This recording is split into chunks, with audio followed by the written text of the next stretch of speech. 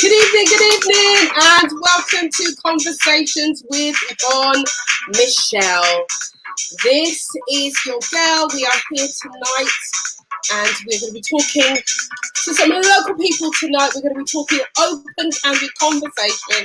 We're going to have a good time. For those of you who are just joining in, I'm going to make a suggestion. Go and get yourself a cup of tea, cup of coffee. You might even want to get an alcoholic beverage. Yes. And we are going live. I can see my guests are in the green room and we are ready, like ready to do what we do. Conversations with Yvonne, Michele. Yes. Good evening. Those of you who are watching on Facebook, do remember to put your comments in the thread. Well, all right then. Good evening, Sheena. Good to see you this evening on Conversations with Yvonne, Michele. And we've got our guests in the room. And I'm just going to bring up all of the stuff nice right here on Facebook. Wonderful. We are also live to YouTube tonight. Got some powerful women in the room tonight with me. Greetings. So how are you guys doing? How have you been? I know that things have been changing dramatically from moment to moment, week to week, month to month. When we started this lockdown, it didn't look like it looks today. But we are moving on, we are progressing, and we are trying to do our very best to move forward and be positive. So I have, one of the ladies has just disappeared, but it's okay. We are here this evening. Now, just a little bit of an announcement for you. Tomorrow, between the hours of 10 and midnight, we go after dark. Yes, we are after dark tomorrow at 10 o'clock till midnight. This is the Big People Relationship Show where we go behind the black curtain and we explore the makings of relationships. Especially this show is more about those who are over 40 plus, and who are seeking relationships, who are in relationships, and who want to improve their relationships. So that's on tomorrow. And on Thursday we have Let's Cook with Lyndon Wissart, the Inspired Diabetic, and that is at 4 p.m. in the afternoon. It's an hour show where you get to cook live and direct with Lyndon in the Zoom room. Everything's done online, as you know. And until such time, we're going to stay like this. Yes, we are. So without further ado, I'm going to bring my guests into my studio, and guess what, guys, this studio is going to look different soon. I'm really excited. It's all change, all things are changing, all things are new. Right, so I'm going to bring in my ladies. We'll bring you in. There you go. Oh, no, hold on a minute, let me change that. There we go. And I'm going to bring in my lady. So we have, you're a bit dark, Grace. You're a bit dark. Am I dark? Oh, that's better. Oh, no, go back to where you were. The other side. You were lighter a minute ago. There, that's it. That's much better. And I know that Cheryl, you've got your camera off. I've only got my camera off, darling, because my phone is old, so it won't support the video on this one. Oh, it won't support it. Right, okay. No worries. Okay. So good evening, ladies. We've got Cheryl Lucas. Hi. Hi, Cheryl. Hi, Grace. And we've got Miss Grace Campbell. This is your girl, Michele. So, ladies, we are going to be talking just about our experiences over the last 13 weeks. It's been 3 months. The last 3 months. Because, I go from show to show. Last week we did a show about racism. How do we move on? And this week I was going to do a show in terms of how we're feeling about the racism. But you know what? I think we just need a little bit of a break. I certainly needed a bit of a break. And I got to the point where I was considering coming off of social media just for a little while, a couple of days, because there is just so much intensity right now online. I find. I don't know how you ladies are finding that. Are you finding it that way, or are you finding it differently, ladies? I definitely finding that I'm getting a lot, and I actually have to take time out because it's at some point it can feel a little bit overwhelming. Yes. Yeah, so yeah, I need to take a break to digest and then come back, and then I do little snippets of it. Right. Yeah. Oh, I see Desiree online. Desiree, do you want to come on? Because you were supposed to be on this week. I didn't send you the link. I'm sorry. It's my apologies.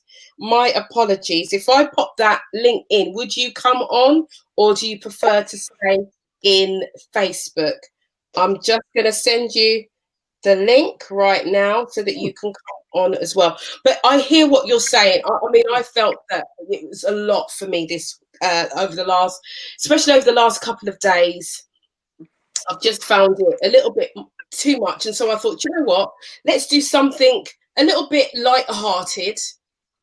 Find out how our ladies are feeling, and gentlemen. But I know that the majority of my following who are on the show is very much female orientated. So I'm just going to pop it on. I'm going to pop it.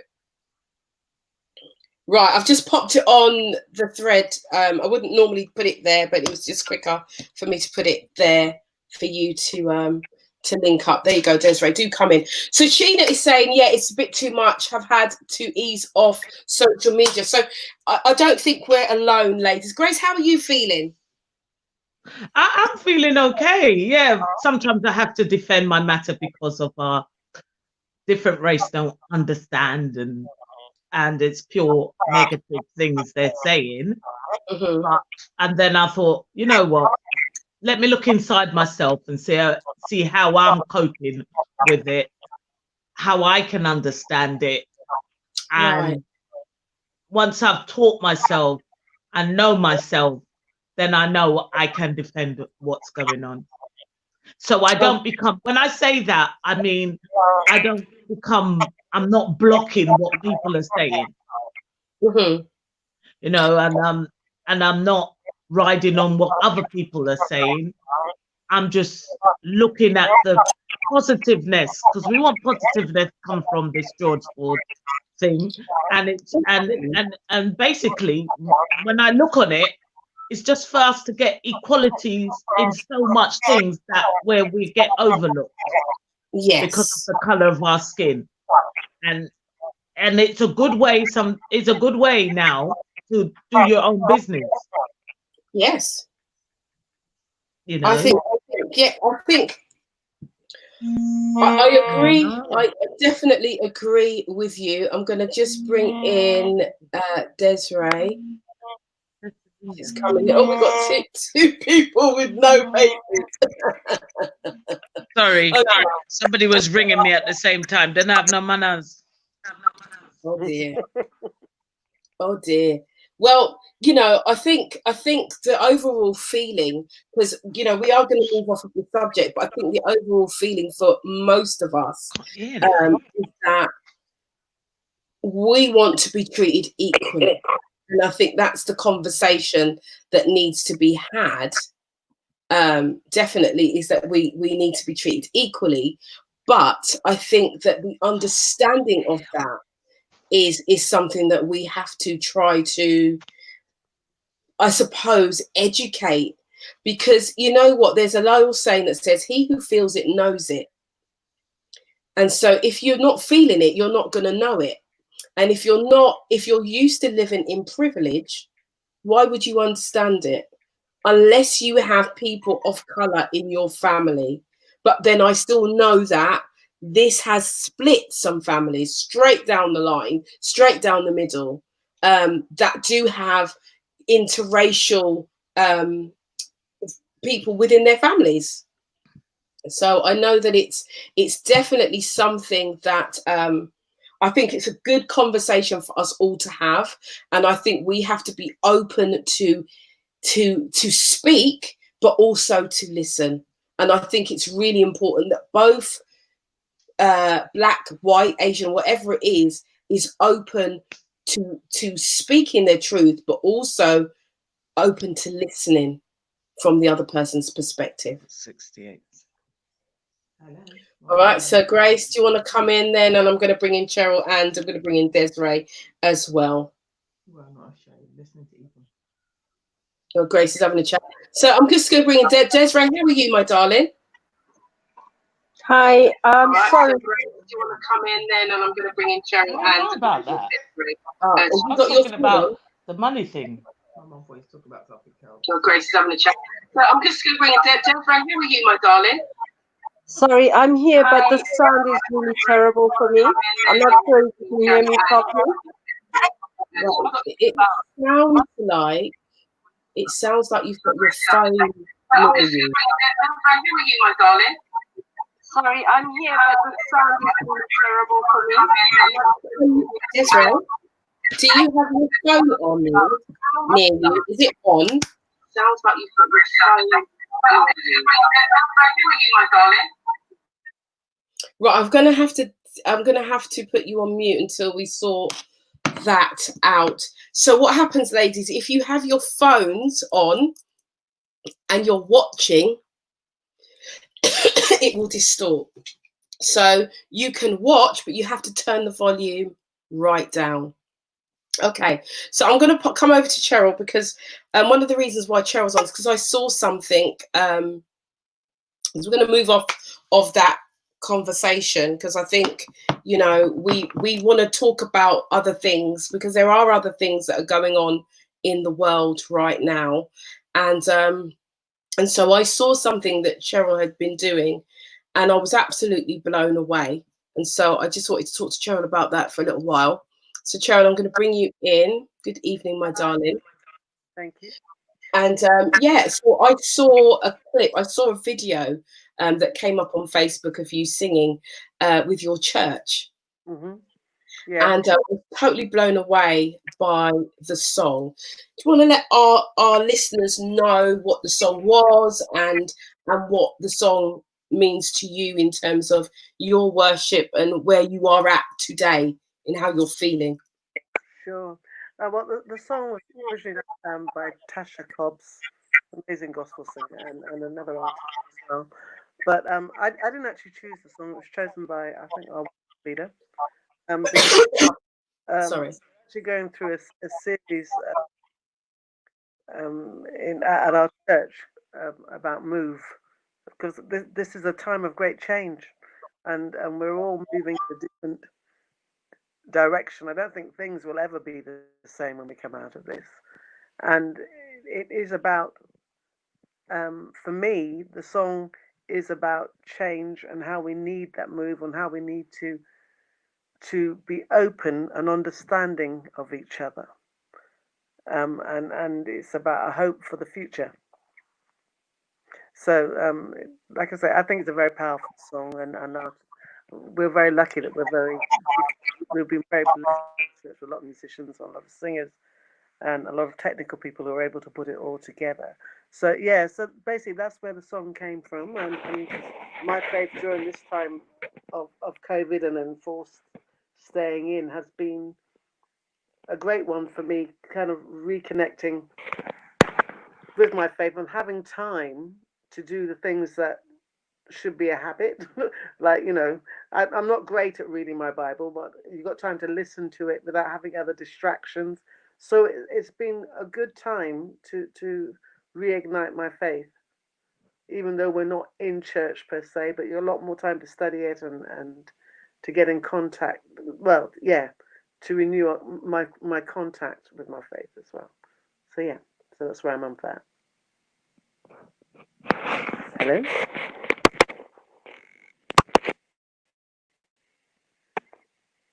Is anyone there? Yes, I'm here. I could just hear a lot of feedback, so I was just trying to work that out. And it's so rich to hear you talk about having that time to just consider, to just be and be still, and to know for yourself in this time of lockdown. And I'm going to bring all of us in. We're just going to have an open and frank discussion about this.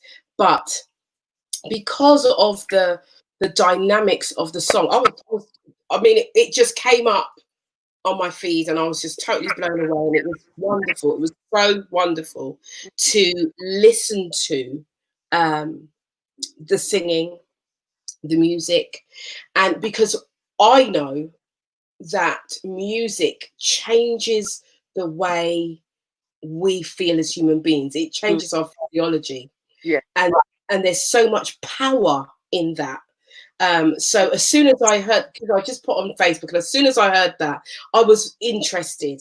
It wasn't, and I'm not saying that I'm not interested, but it wasn't the chanting of a rally. It wasn't somebody talking about racism. It wasn't there was a joy to listen to it in this time. And I want to be clear to those who are listening that I'm not saying that we're not supposed to be listening to all of those things. But you know what? We are in control of our own mental health and our own mental stability. And we have to take it upon ourselves to know when we can't take anymore. And so for me, I think I saw, it was yesterday, I saw an article about two men who had died under suspicious circumstances. They were hanging from trees within 50 miles of each other. These are black men in the United States. And for me, that was just like the straw. I'm like, I need some time out. So I'm not actually, as much as I'm streaming from into Facebook, I'm not actually on Facebook because I'm using another app and I'm not connecting with it, whereas I would normally go on on a daily basis and have a scroll and see what people are doing. So I wanted to thank you and to thank your church thank you for doing this. Thank you. Because it changed how I felt. It changed my physiology immediately. It changed how I was thinking. It changed so much in such a short space. It was like within seconds. There was a change, and I felt it and I recognized it. So I wanted to thank you for doing that.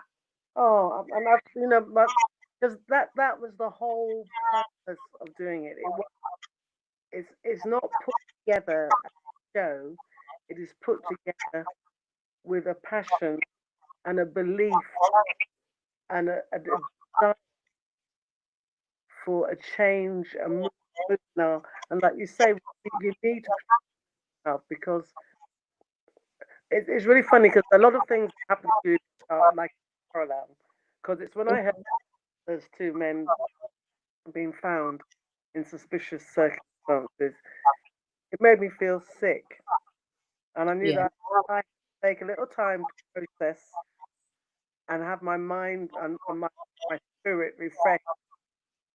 And that's what the whole of this song is about. It's about refreshing people's spirit and not being down emotionally. You have to take that and come back again and keep the fight going. You do. And I think it's just so important that we keep our head up as well. It's so important that we remember that in spite of everything going on, there is somebody who's holding us, who holds our future. It might feel like we're out here on our own, but actually we are not. Yeah. Sure. Right. So, okay. So Sheena's saying she can't really hear you, Cheryl. So if you could speak up, that would be great. Yeah. Okay. So I'm going to bring in the other two ladies now, and I'm hoping that Desiree's got her mic sorted out. So Grace is already. Grace, can you hear me?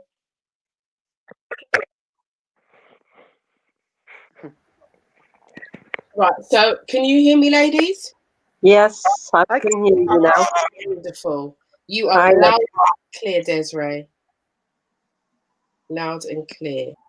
So So Desiree, what has been your experience through this time?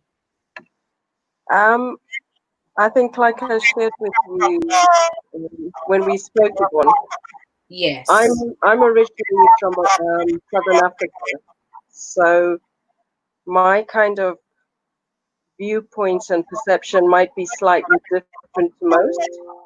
Yeah. But the anger at the thought that we're in the 21st century and racism is still so prevalent. Mm-hmm. And I am going to be very blunt, so I hope I don't offend anyone. The fact that white people claim not to be aware of something that hasn't changed in centuries is just, it beggars belief. Because for me, if you think of when apartheid fell in the 90s, it was on every news to every TV station across the world. Apartheid was explained. Mm-hmm. The hatred of Black people, the mistreatment of Black people, it's nothing new. So to see what happened with George Floyd and subsequently the other deaths that have taken place, Mm-hmm. and to hear white people, and please, I'm not generalizing, certain white people not understand, and this misconception of, well, no, you're just clinging to the past, and you're not prepared to move forward, and racism doesn't exist. And dare I say it, to hear Priti Patel claim that racism does not exist in this country is highly offensive. Well, hold on. That's me.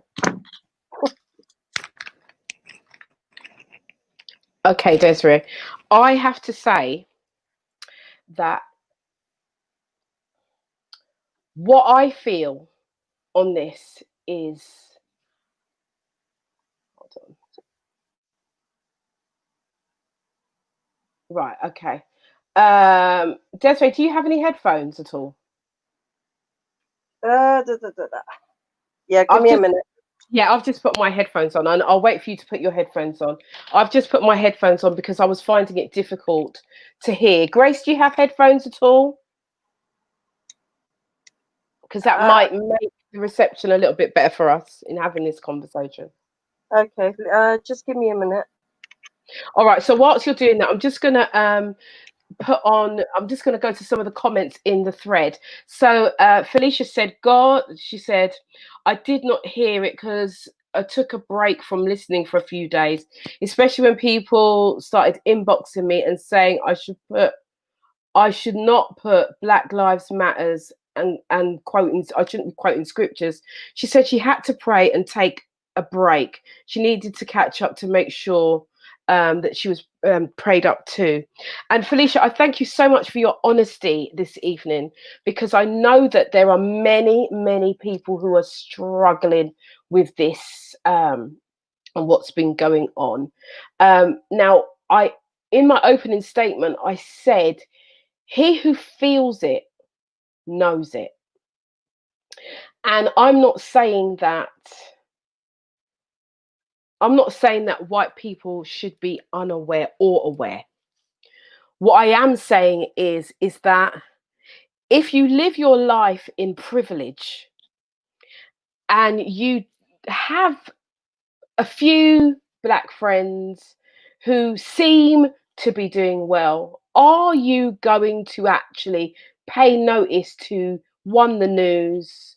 You know, you might think of it as isolated situations and blah, blah, blah. Now, this is not me making an excuse for some people, for white people, for whoever. But I know that I feel it because I'm Black and I don't live in privilege like that. There is privilege and there is privilege. So I don't feel it. I haven't been stopped per se. Let me say that I haven't been stopped. Great. I have not been stopped per se. I'm a black female. I've been stopped in traffic sometimes just to kind of, what's your name, blah blah blah. But I've never been stopped, get out the car, put in handcuffs. And that's not been my experience as a black female. However, I have experienced other forms of racism. And so I haven't had the all of the nares and the bigotry and all of that stuff from white counterparts throughout this process. And I would just have to say that the people that I know and who are friends with me have respected me enough. Some have not said anything, and I'm not pushing them to say anything. And the reason why I'm not pushing them to say anything is because I don't need them to fight my battle. I will fight for myself. I've been fighting for 50 years. So them joining me might make it a bit easier, but I'm not going to be sitting there waiting on anyone to be my rescue, because I am my own rescue. And that's what yes, we do need our white counterparts to stand up and speak, just as some have been doing. And I see that. My family is very, very mixed. We have black and white in my family. And but at the same time, I don't know if people are not saying because they know me and they know how my mouth stays. I don't know. But what I will say is to this is now for us as a people to rise up. Yeah, I saw an article from Boris Johnson who said, let me not misquote it, let me go back on with something. I'm sure somebody just sent me something. And they said,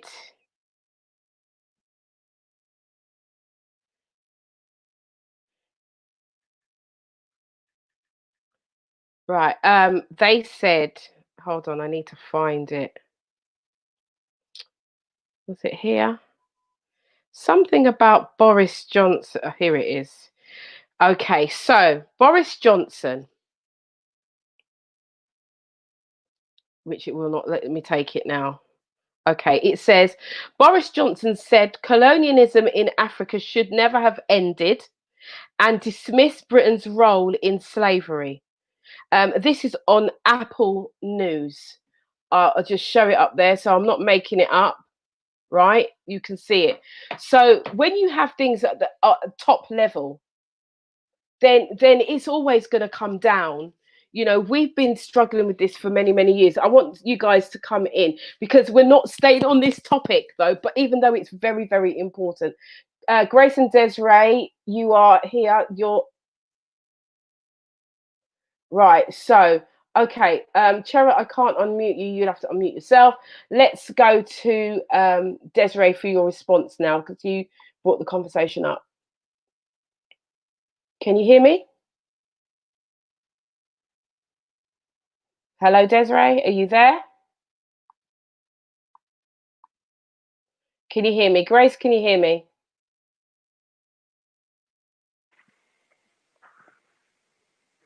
I can hear you. Wonderful. Oh, you can hear me, Cheryl. Grace, can you hear me? Yeah.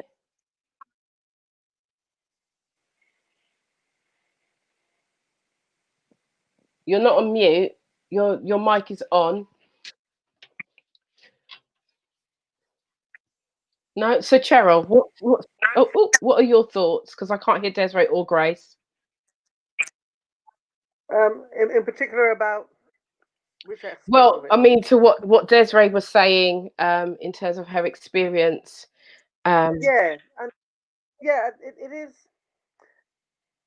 Listen, even amongst black people, there's going to be different opinions about different aspects of this because we are all, despite being black, we're all individuals. So there Yes. will be those amongst us who have different opinions about different things. But I tell you what, I do want to bring up Mm-hmm. is our mixed race who are caught up in all this as well. Yes. And is leaving a lot of very, very confused, very vulnerable, very, Mm. I think, mentally depressed Mm. because they have my daughter's mixed race, and there's loads as well, and I've heard other friends talking about how even as black people, some of us are now making judgments on whether someone is black enough to be considered black. Wow. Yeah. So there's another conversation to be had as well, that perhaps we could get our mixed race children to come up and talk about that as well, because it leaves a lot of questions for them, a lot of emotional baggage, a lot of, you know, I've got Mm. one side of the family that's white, I've got one side that's black. If Yeah. conversations are not being had by both sides, it can leave our children very, very confused. Very, very true. Very, very true. One of the things that I said last week on last week's show is that my grandson is mixed race. Mm. So we have to get this right now. And I saw this picture of a mixed race young person, and they had on their plaque it said we shouldn't have to choose. Yes. Would and you know? and that stood out to me. That really, really stood out to me. Mm. That's how you know people are feeling.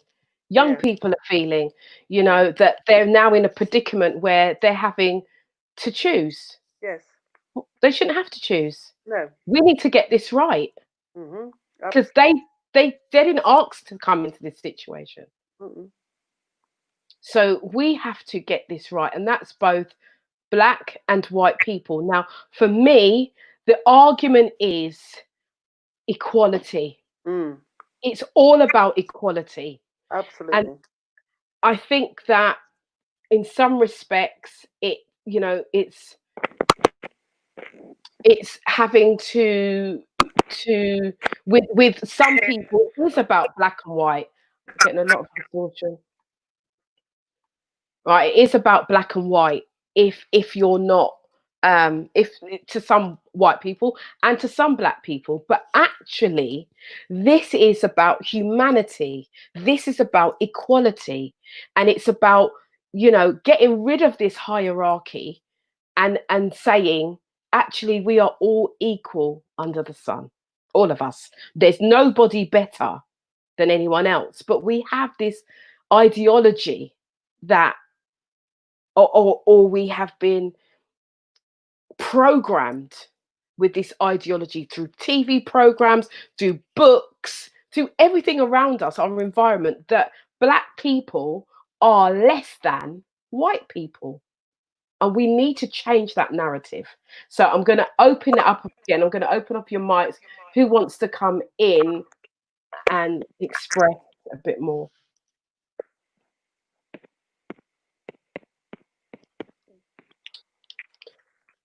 Can you hear me, ladies? Hold on. I can. Hold on. Oops. Yvonne, I can. I Yeah. think what is that I don't know if Grace and Desiree have microphones on their headphones. If not, then what they need to do is that when they're talking to you, they need to take the headphones off and speak to you normally. Right. Yeah, I think that's possibly what's happening. Because Desiree says when she tries to talk, she can't. On your headphones, there'll be a little thing like this. Yeah, And I've that taken will, the headphones off. I've got one like that, but it's just not working. Can you okay, hear no me worries. properly? I can hear you loud and clear. Lovely. Okay, just to touch on what Cheryl was saying about Georgie and mixed race people in general. As Mhm. you ladies know, I'm mixed race. Mhm. Um, but I have to be honest, I don't struggle with being mixed race because of the way I was brought up in Southern Africa. You know, mixed race people in Southern Africa are treated as a race separate to blacks, separate to whites. So irrelevant of the mixing, you as soon as you're born, if you like, you become a race of people. So I grew up in a community with mixed race people.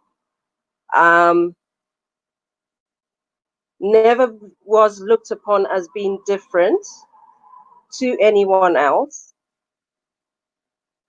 So for me, I have total confidence in who and what I am. However, having said that, I have a brother who was born here and my daughter is mixed race. And I've seen the problems that they've had to struggle with in England because of being mixed race. And it breaks my heart that they have to make those struggles, because what I've always tried to teach my daughter and my brother to a certain degree is that they have the best of everything in them. And the world is an ugly place, and no matter what the world tries and throws at them because of their uniqueness, they need to rise above it and not allow other people's fears to dictate how they see themselves. And I it's hear you. helped. It's helped. But it does, I'll be very honest, from a very personal point of view, and probably because I am mixed race myself, it absolutely breaks my heart to see how mixed race children and people are treated in this country by everyone. You know, at the end of the day, if we've been realistic, no child asks to be born. Mhm. We choose to have children. And what gives us the right as adults to look down on these children because we chose to have them, or to surround them with friends who would treat them as being less or being different? They aren't different. You're absolutely right. They're not different. He should not be treated differently. And this is why I say this is about humanity. This is not about, it should never, ever, be about color. And unfortunately, this is where we find ourselves in the 21st century, struggling to come to terms with so many different aspects of what's going on in the world right now, and now having to really deal with this and be open, honest and frank about what is going on and how people should be treated. Mm.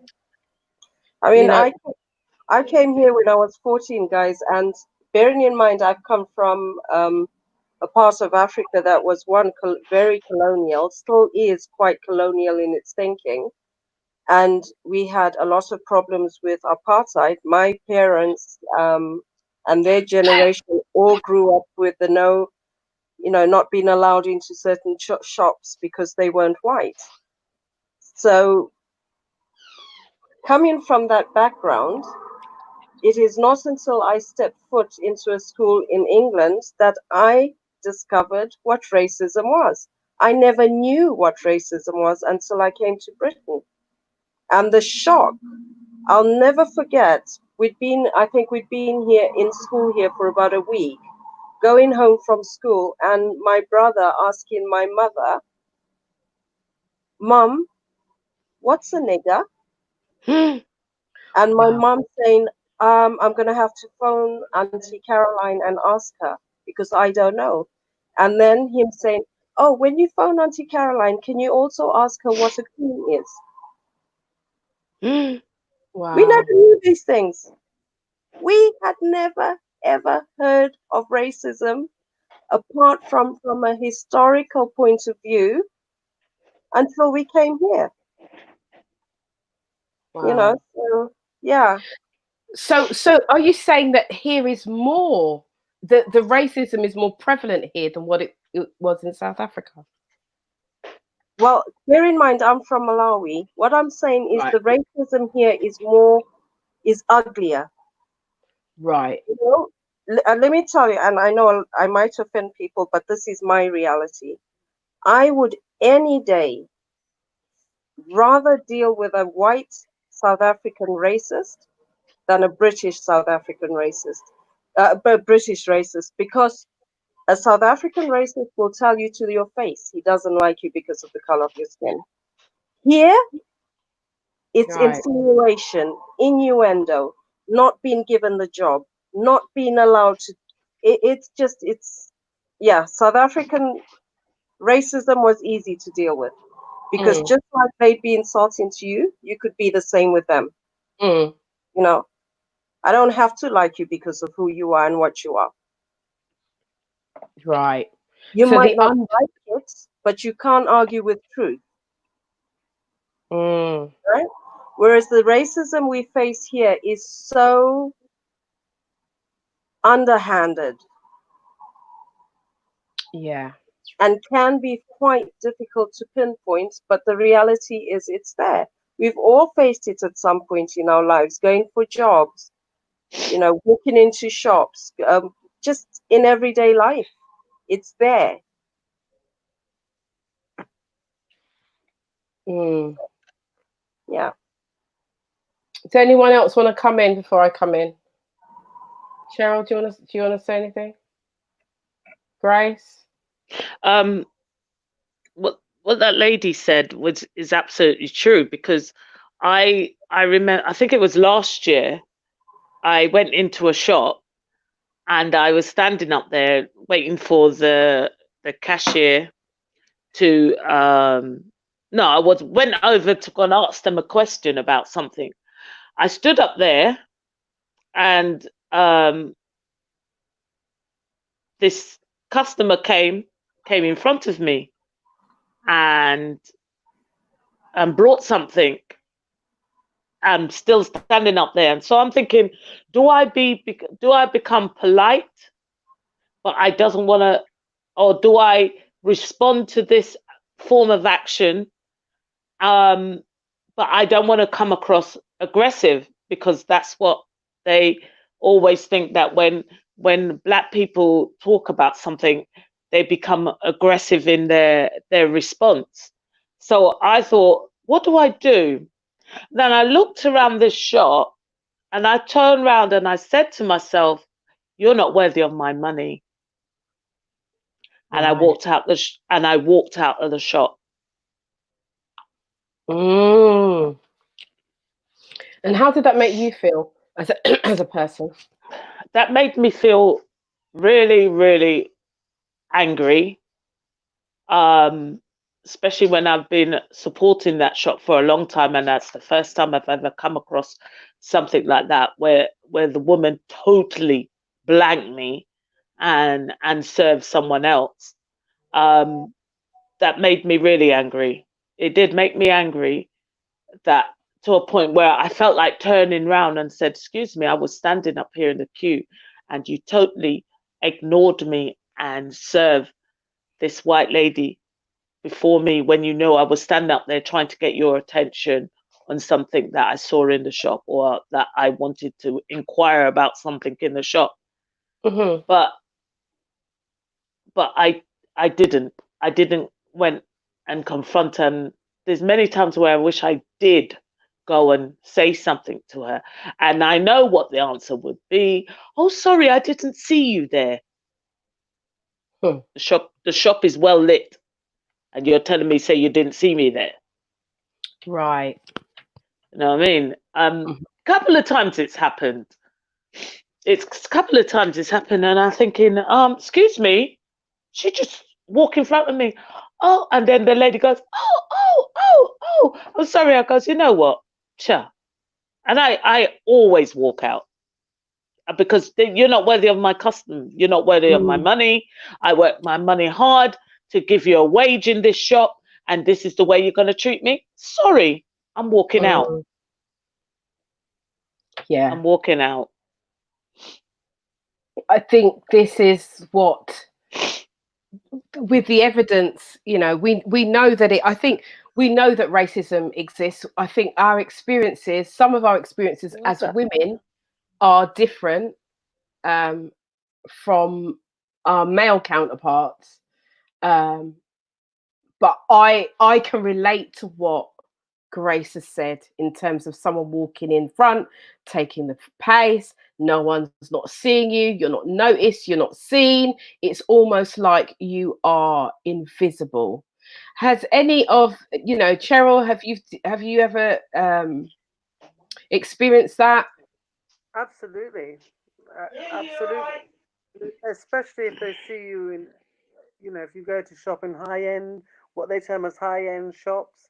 That's kind of, I have to say, um, it's going to lead on to something else. Yeah, Um, go on. but I do think our experience as black women is different, but we Hmm. still get discrimination to because I think men are seen as being powerful Yes. and a lot. I think that is one thing. My brother last week went to get his electricity topped up in the corner Hmm. shop, and the woman told him that the machine was broken, and my brother actually suspected that that wasn't so, and asked his white friend to go in and get it, and the woman said, "Oh yes, of course," and topped up. That's Yeah. terrible. When my brother came in and confronted her, she said that she can serve who she likes. Wow. And is this somewhere So that's I, close to you? in London, in Peckham, Wow. so it's things like that. And I'm sorry to say she was Asian. Mm. Don't be And sorry. It's just how it is. It's the truth. it's but there was a time when in the 60s and 50s, Asians and black people worked together to Yeah. fight this, and it's sad that this type of thing is rearing its ugly head again. It's it is it's frustrating. And if Yeah. I didn't have my faith, and I'm going back to faith, I, it would allow me. It could easily turn me into something else, and I don't ever Hmm. want that to happen ever. Yeah. So I fight against that, but there also has to be a time where it's understood that we have grown up um, accepting that certain things are the way it is, and we need to stop doing that, and also stop feeling guilty when Guilty. Mm. we bring it up. That's very true. We accept a lot of when we come and we talk amongst ourselves about it, because we know that, as Grace said before, is that if we bring it up, no matter how calm we are, we're either troublemakers, or we get too emotional about something. So no matter which way you bring it up, you've got a label. So a lot of Mm. us up and shut up or move to another job, and the time has come to stop doing that. And I also truly think that a lot of people are ignorant in its true sense of the word about a lot of the situations that they're caught up in their own bubble, they're living in their own life, and really and truly, most people, unless it personally affects them, don't really take on much. That's true. Yeah. The news and there's a war over there. Oh, it's so sad. Or there's starving babies. You send you £10 and then you carry on about your life. So, Yeah. so there is that to take on board, and people need to examine and have a talk and just say, we're not blaming you per se for what's going on, but you need to open your eyes as to Mm. our experience. And Yeah. I shouldn't have to feel when you feel uncomfortable that I have to comfort you, because that's my that's my life experience, Yeah. and that's the position a lot of us find ourselves in, is that we have to then comfort the privileged when we've been underprivileged. Mm. You understand? Yes. When it, I. and there's no excuse for ignorance now, because there are books, there are TV programs, there are Mm. all kinds of stuff. Or Mm. everything is out there for us. Yeah. There is this statement that is, I don't see color. That's why I don't see it. I don't see color, so I don't see what you're going through. I Well, don't. I actually think that's insulting when you say you don't see color. That's insulting. That's a luxury of that pe- people who are privileged can tell you that. Of Mhm. course, you know that I'm black. Of course, you Mm, know that your mate there is Chinese or Indian or whatever. Don't be mm, silly. Well, I'm not saying that I don't want you to notice that I'm black. I notice that you're white, but just treat me like you treat. I have the same needs as you. mm. I want my family to Absolutely. be safe. I want a roof over my head. I want to be able to go for a job and know that we're on a level playing field. If we're both qualified, we're on a level playing field. Yeah. Not stocked against me, and I've got to go that extra mile all the time. Mm. It's Well, this is something that we were raised with, right? So, I was told that we had to work twice as hard yes, as our white counterparts. I think that is something that I don't know for the rest of you ladies, because we have an all-female panel tonight. But how you see it, or how you feel about that. But I certainly know that was something that was very much said in the household. You have to do better. yeah, You have to be one step ahead. You know, and so the conversations that our parents had with us when we were growing up is completely different to the conversations that our white counterparts were having anyway, and our conversations are still different to this very day. mm, yeah, You know, yeah, and we can see, it's coming on the thread. Tisha saying, yes, my mum used to tell me that all the time. That's what she's saying, and this is something that we're still saying the same thing. So my thing is now, here's this, right? My thing is this: if our parents if our parents were saying that then, and we are still saying it now, that means that nothing has changed. That means that we have to change the script now. And now that things have happened, now that things have become more amplified, um, mm, I think now is the time to change the script, mm, because we've been doing the same thing for decades. mm, Now it's time for a change. yeah, And so it's going to look different and it is different, you yeah, know. We read about lynching. I read about lynching. I've taught in schools, you know. I've taught history in schools, and we were teaching about slavery as part of the curriculum, right? And so rather than teach them about the basic things that slaves were taken and blah blah, I taught them about Harriet Tubman. And I taught them about the other rebellious slaves that were doing other things, because they did something different. Now is the time to do something different. mm, Now is the time to be heard. And this is the thing, I think, for us as people of color, black people, is that we haven't been heard.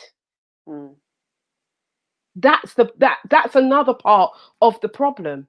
You, mm, you see us, you say this, we're called, for want of better words, for as women, angry black women, mm, when we are passionate. We are passionate people. See that? It's in our DNA, but it's Uh, perceived as being it's perceived as being angry. Now we have to do something different. For me, they ain't seen angry, and I've been called an angry black woman many a times. And I have to say, if you think this is angry, you don't know what angry is, because this is passion. mm. But again, I'm gonna bring in Desra. I'm gonna bring you back in. Are you there? yeah, I'm here. I'm Yeah. here. What are your I'm What are excited your at the thoughts? conversation, ladies. Come in and say Um, how are we going to bring about change? how. Well, we haven't got to the how yet. We haven't got to the how. We haven't got to the how yet. I'm just thinking of what Cheryl and yourself were saying, and Mm, I agree 100% with what you both said, especially Cheryl about, you know, going into the high-end places and being treated differently and being seen as being different. I'll give you a little laugh because I can do the English accent and I can do a South African accent quite strongly. I would go into high-end shops and put on a very, very strong South African accent. And I would get treated very, very differently because what they're thinking is this is someone on holiday who's got money to spend. So, you know, Right. I'm treated as a foreigner, a tourist. Walk into the same shop the next day with a very English accent or with a Cockney accent, and you're treated very differently. Well, why do you want to look at that? Are you sure you'd be able to afford that? And it fascinated me. It fascinated me that because of an accent, irrelevant of the my look, my accent dictated how I was treated when I walked into shops in London. And if I'm being very honest, I grew up because I came here when I was 14 and I was already quite well informed because our history was very, very well taught back home. I ended up being very contemptuous of English people. I found it very, very difficult to respect them as a young person because of the way they acted. How do I feel about it now? Now I'm older and wiser. I don't allow things like that to affect me because I know I'm very comfortable in my skin. I know who I am. But I also think that in the Black community, we need to change. We need to be more supportive of each other. If we want to bring about genuine change, we have to be each other's keepers fully.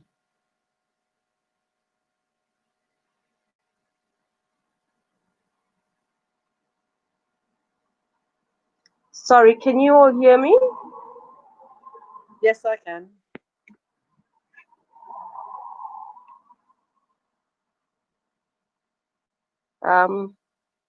Cheryl and Yvonne seem to have disappeared for me. I'm not sure what's going on. I can hear you. I can hear you. Yeah. Can you hear me? Yes, I can now. Yeah. Can you hear me? Only now. Okay. Everyone kind of disappeared, dropped for a minute. Sorry about that. That's okay, but I heard everything you said. Okay. Yeah, I heard everything that you said. Just want to go across to because you were talking about the different races and stuff. Tisha Braid says I shared a Leona Lewis video today. She shared how she was treated in Fulham with her father. I've seen it as well, and she's got a profile. Yeah. But in that thread, I also saw comments from the Black community saying, well, you've got a profile and you should have said something and you should have did and you should have done that. Now we can say you shoulda, you coulda, and you woulda as much as we want, but we're not there at that time. She was really upset. She was in tears. She, and I think she just won the X Factor, and I think she went back in and said, but again, you're tied to different things. There could be a number of reasons why she didn't say, and she didn't. But maybe she didn't feel like she could because she wouldn't be heard. Now the narrative is changing, so people are now listening more than what they were before. Come in, Desiree. I know you was going to say something. Okay. This is something I shared with you, Yvonne. I don't know if it's the right time to talk about how I was treated when I came here by my fellow Black people, or you want to keep that till later, because that does change the narrative somewhat.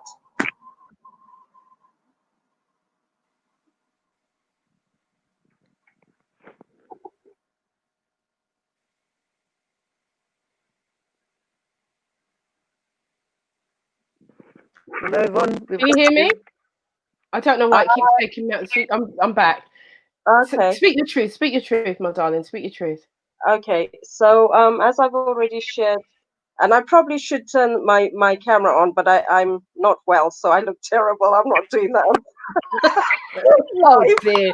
Don't worry. Don't worry Anyway, about just no one's I'm a mixed race person, like I've already shared. Cheryl and Yvonne know me very well.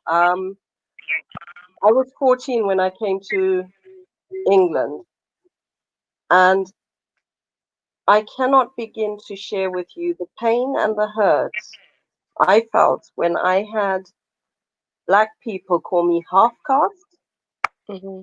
when I had black people refer to me as red, and it took me about 3 years of being referred to as a red before I understood what red was.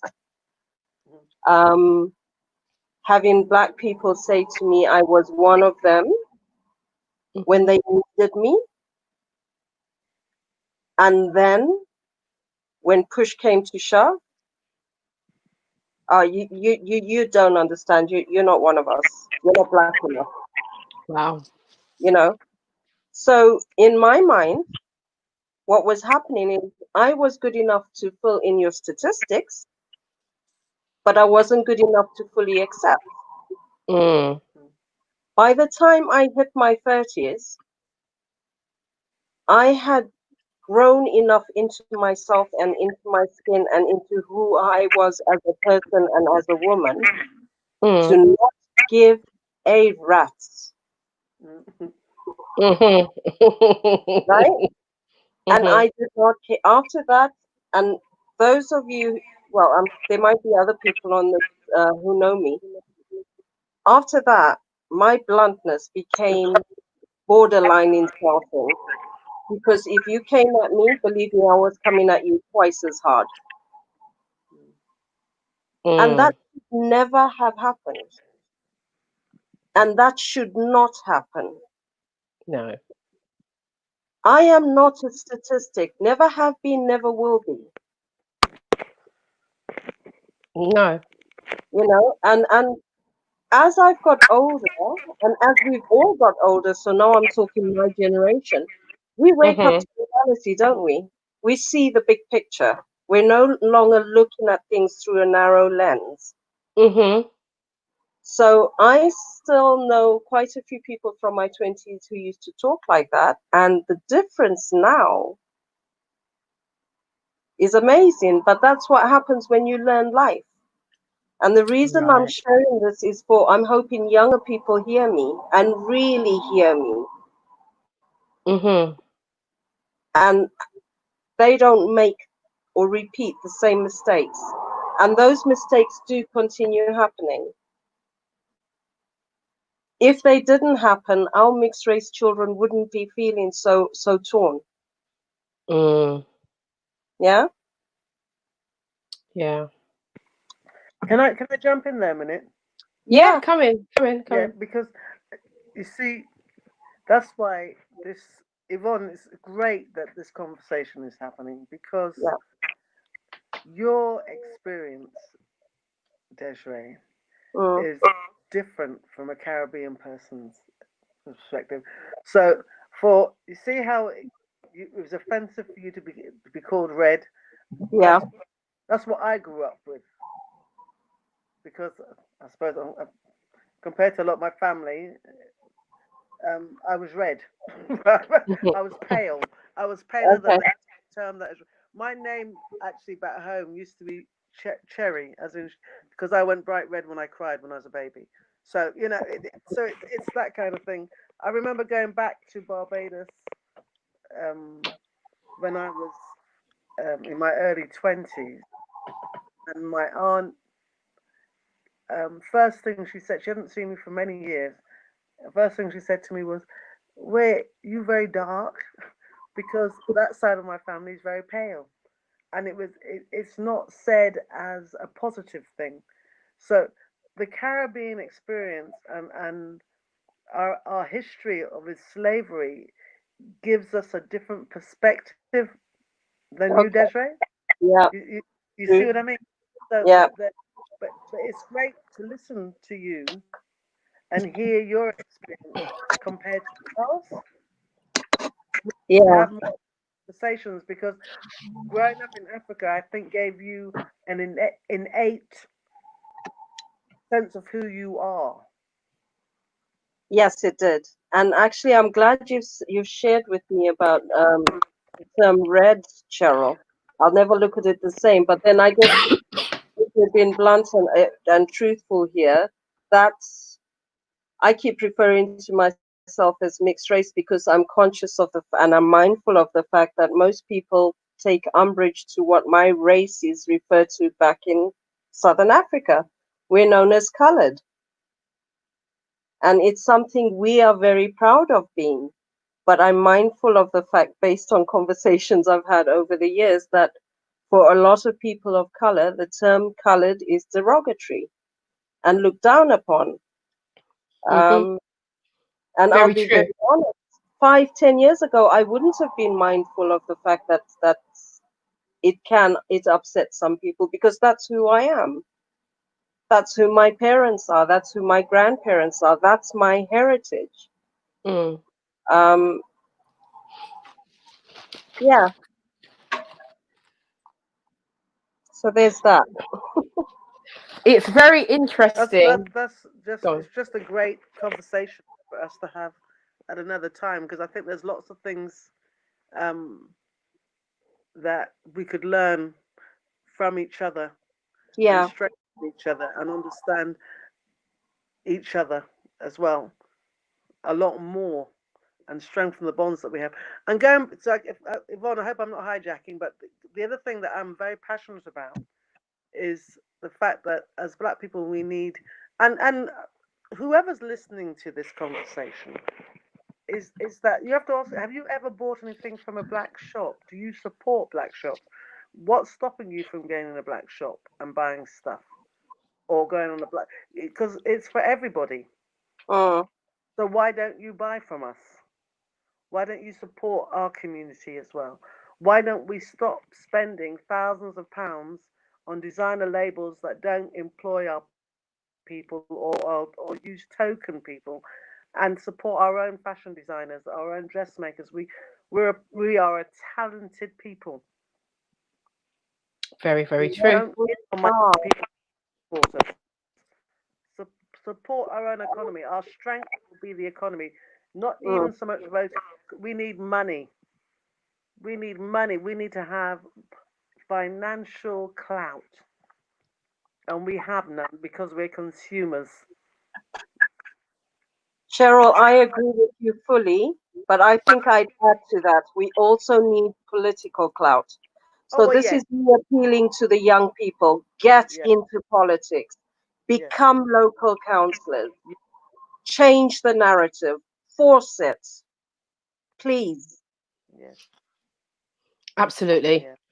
Absolutely. I mean, I'm just going to come in We and lost Yvonne. interject. No, I'm here. I'm here. Can you hear me? Yvonne, Can are you you hear me? there? I can hear you. Can you hear I me? can't. I hear Okay. you. Okay. You can hear me, Desiree. Cheryl Yeah. can't hear me. Okay. So I'm going to carry on. I think, there's a lot of interference going on tonight. But I do want to come in there because I totally, this is something that I've been pushing. Cheryl will know that when I went to Barbados, this was something that I was championing in terms of our Is anyone Caribbean there? It's gone islands. silent at my end. I can hear you. Can you hear me, Cheryl? Hello, hello, hello. Cheryl, can you hear me? Yes, I can. Okay, Now, can you hear Yvonne as well? no. Okay, There so seems to be a problem with your connection, the two of you. because I could hear both of you. Okay. Okay, Cheryl, Yvonne can hear you, but you can't hear her. Yeah, Okay. yeah, I can hear you both. You can translate. I can't hear. Is Grace speaking or not? No, Grace No, has dropped out. Grace isn't speaking. She's actually nipped out, I think. Okay. But Yvonne is speaking at the minute. Okay. Right. So what I was saying is that, this is something that I'm championing. As a matter of fact, I am doing a global conference. I'm doing a conference for our people. And it is a reactive response to what has been going on in the country as we speak.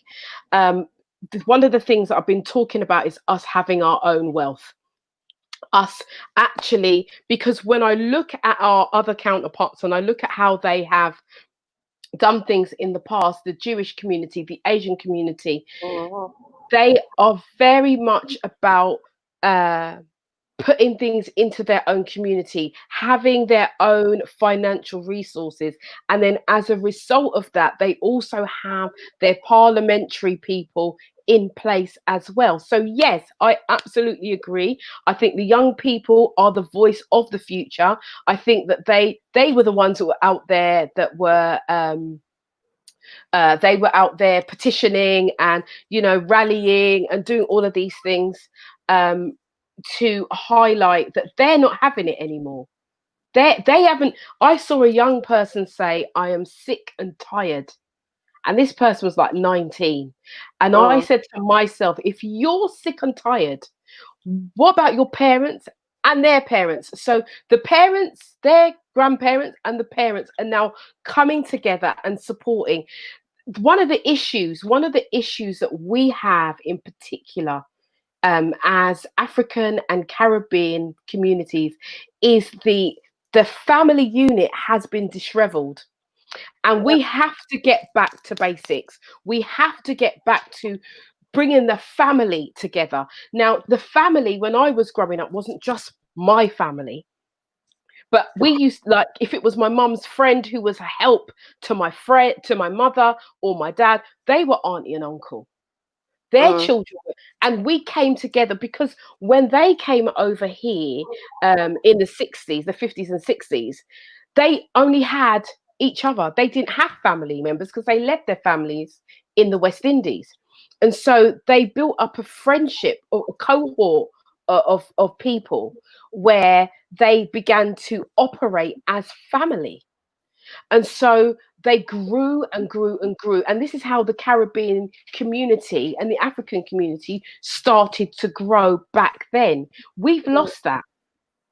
We've lost that entity of that pulling together and being the support and really like, I've got your back, you've got my back. And, our children, like if I went down the road and I was misbehaving, by the time I got home, my parents knew, and there was no mobile phone then. There was none of that was going on because they would pick up the phone. I said, "I see your daughter down the road and she's misbehaving, blah, blah, blah, blah, blah, blah." By the time I got home, what was you doing out on road? We don't have that now. So true.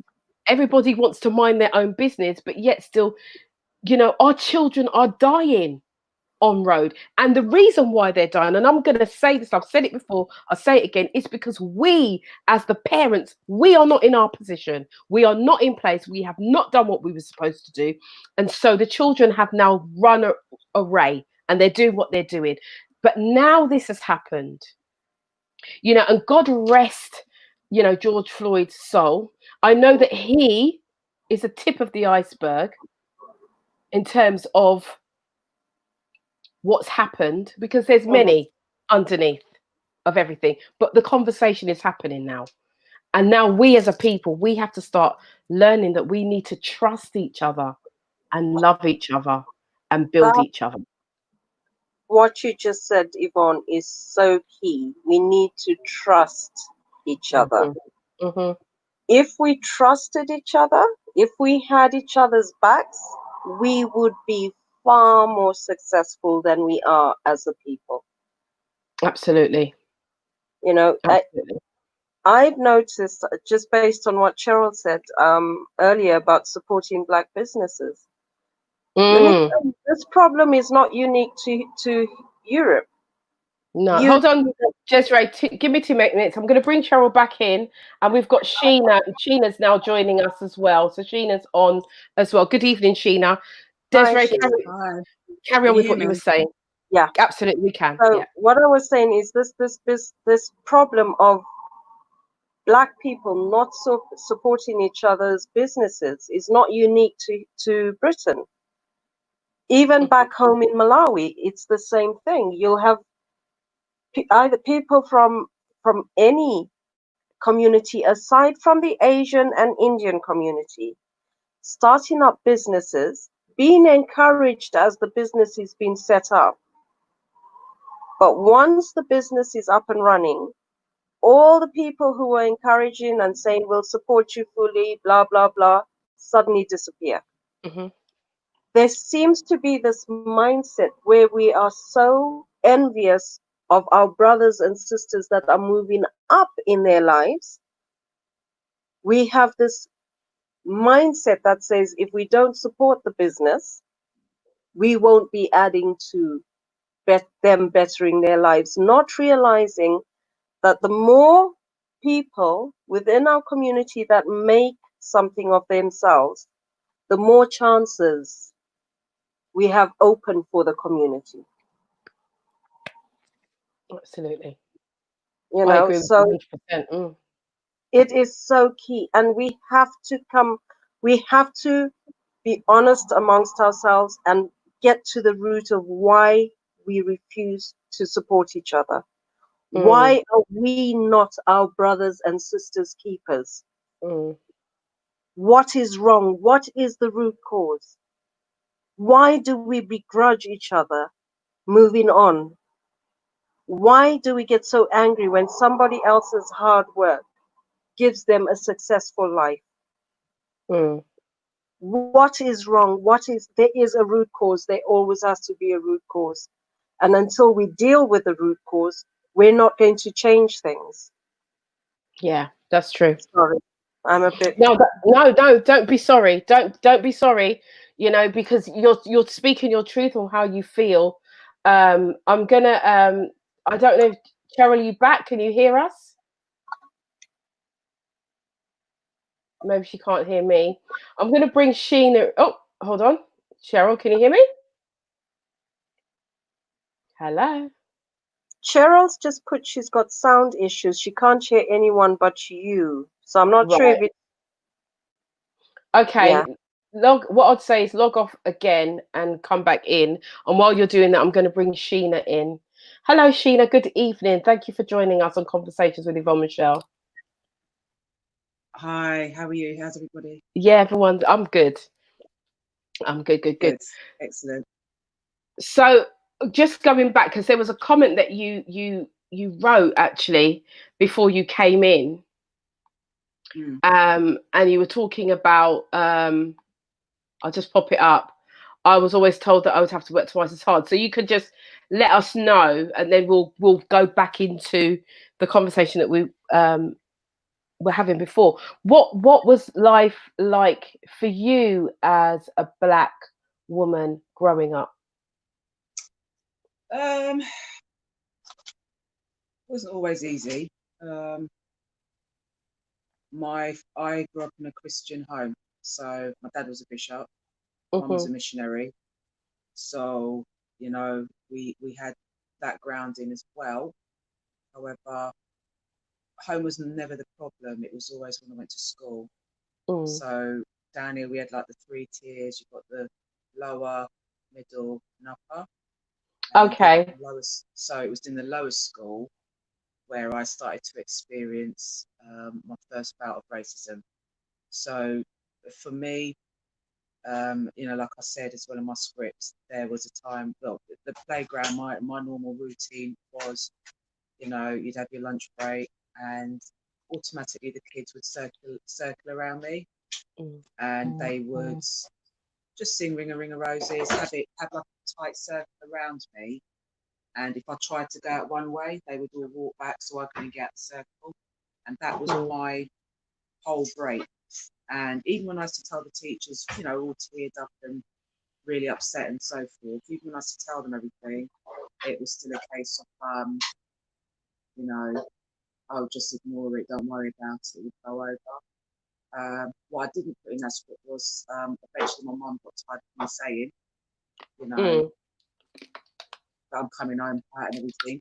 So what she done, she had a hose pipe, yeah, and she cut half the hose pipe so it was big enough for school enough to fit into the school bag.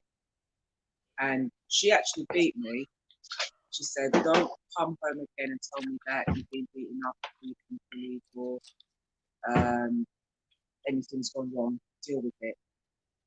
So from that day when she empowered me, where I was then given this hose pipe to defend myself with, that was actually my downfall. Because after that, my thing was, you say the wrong thing to me, how? You say the wrong thing to me, right? Then I would just switch. Eventually, as time went on, I wasn't. If anyone said anything to me, because I knew I could defend myself, I was all riding them to try anything. So it's like my whole attitude, my whole personality changed. Do you understand? And that was from being abused in school. So the systemic racism that was there had already planted its seed in me, which then obviously it blew. Yeah, it just blew its gasket. And I feel that's what's happened to a lot of the youngsters in our generation. It starts from those little things that we might not necessarily see or understand for ourselves, and then it escalates. My parents certainly didn't understand, but then I feel that was the era that we were in as well. They tended to brush things under the carpet because it was that we don't want no trouble. Yeah? And they didn't go to school here as well. They didn't go to school here. So they have no. Yeah, they wouldn't they wouldn't understand what we went through because they didn't have that experience. Yeah. So it was easier for them to say, deal with it. And so I think the first generation of children that was here, that was actually born here, we still had it rough still because we still grew up with their ways from back home, right?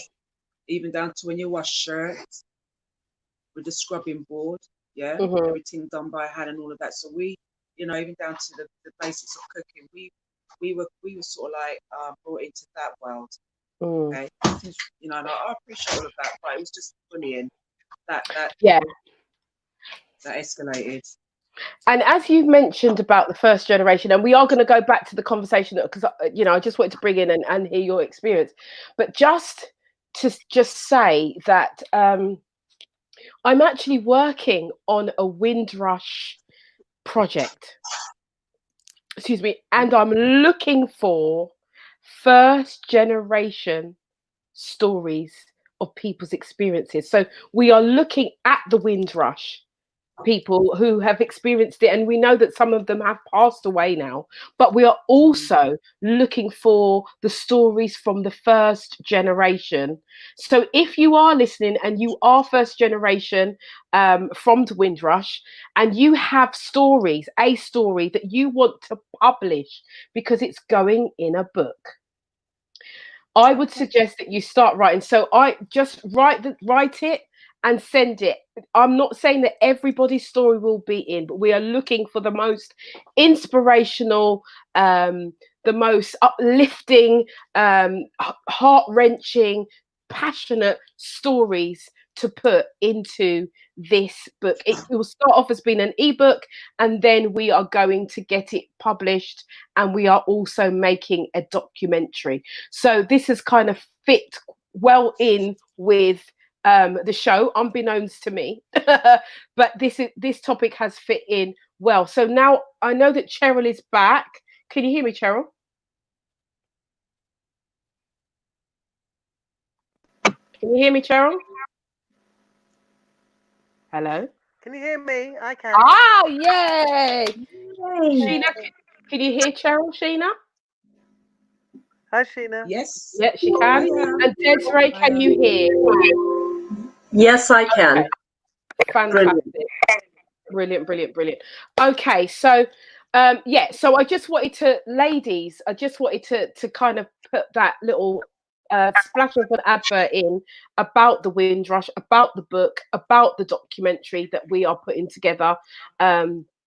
And so if you do know anyone who has stories, please get them to write and send it to me at info@yvonnemichele.com. That is info@yvonnemichele.com. Yeah, brilliant. Okay, so we're going to go back to what we were talking about previously, and that's about us supporting, because you mentioned it. So But yeah, but basically, we have um, obviously because most people, I presume, will be in Luton, but we have black shops in Luton, and I'm only mentioning Riley's, but there are other shops as well, because I work there. This is Henry, um, as well, who is, I think she owned one of the first black shops in Luton. yeah. Yeah. Um, we have lots of places that we can spend our money. If not in town, then definitely on the internet. I've decided that I am not supporting designer labels um, anymore. Mhm. I this, if anything, the lockdown has made me realize what what what are we doing putting our money in economies that don't support us? Why are we doing that? It doesn't make sense. It really doesn't make sense. We Yeah. need to wise up and look to ourselves as opposed to looking to the external things that we're being fed all the time. Um, you know, and a lot of us are responsible for that because they follow rap artists who go and drink big people champagne and everything. And those people do not support us. We need to support our own. That I really feel very strongly about it. Yes, you can shop other places, but when you can, support our economy. Our economy has to grow. We spend so much money on food alone. If you eat West Indian food, you're spending big bucks each week buying your provisions and your Mhm. salt, and because those things are not cheap.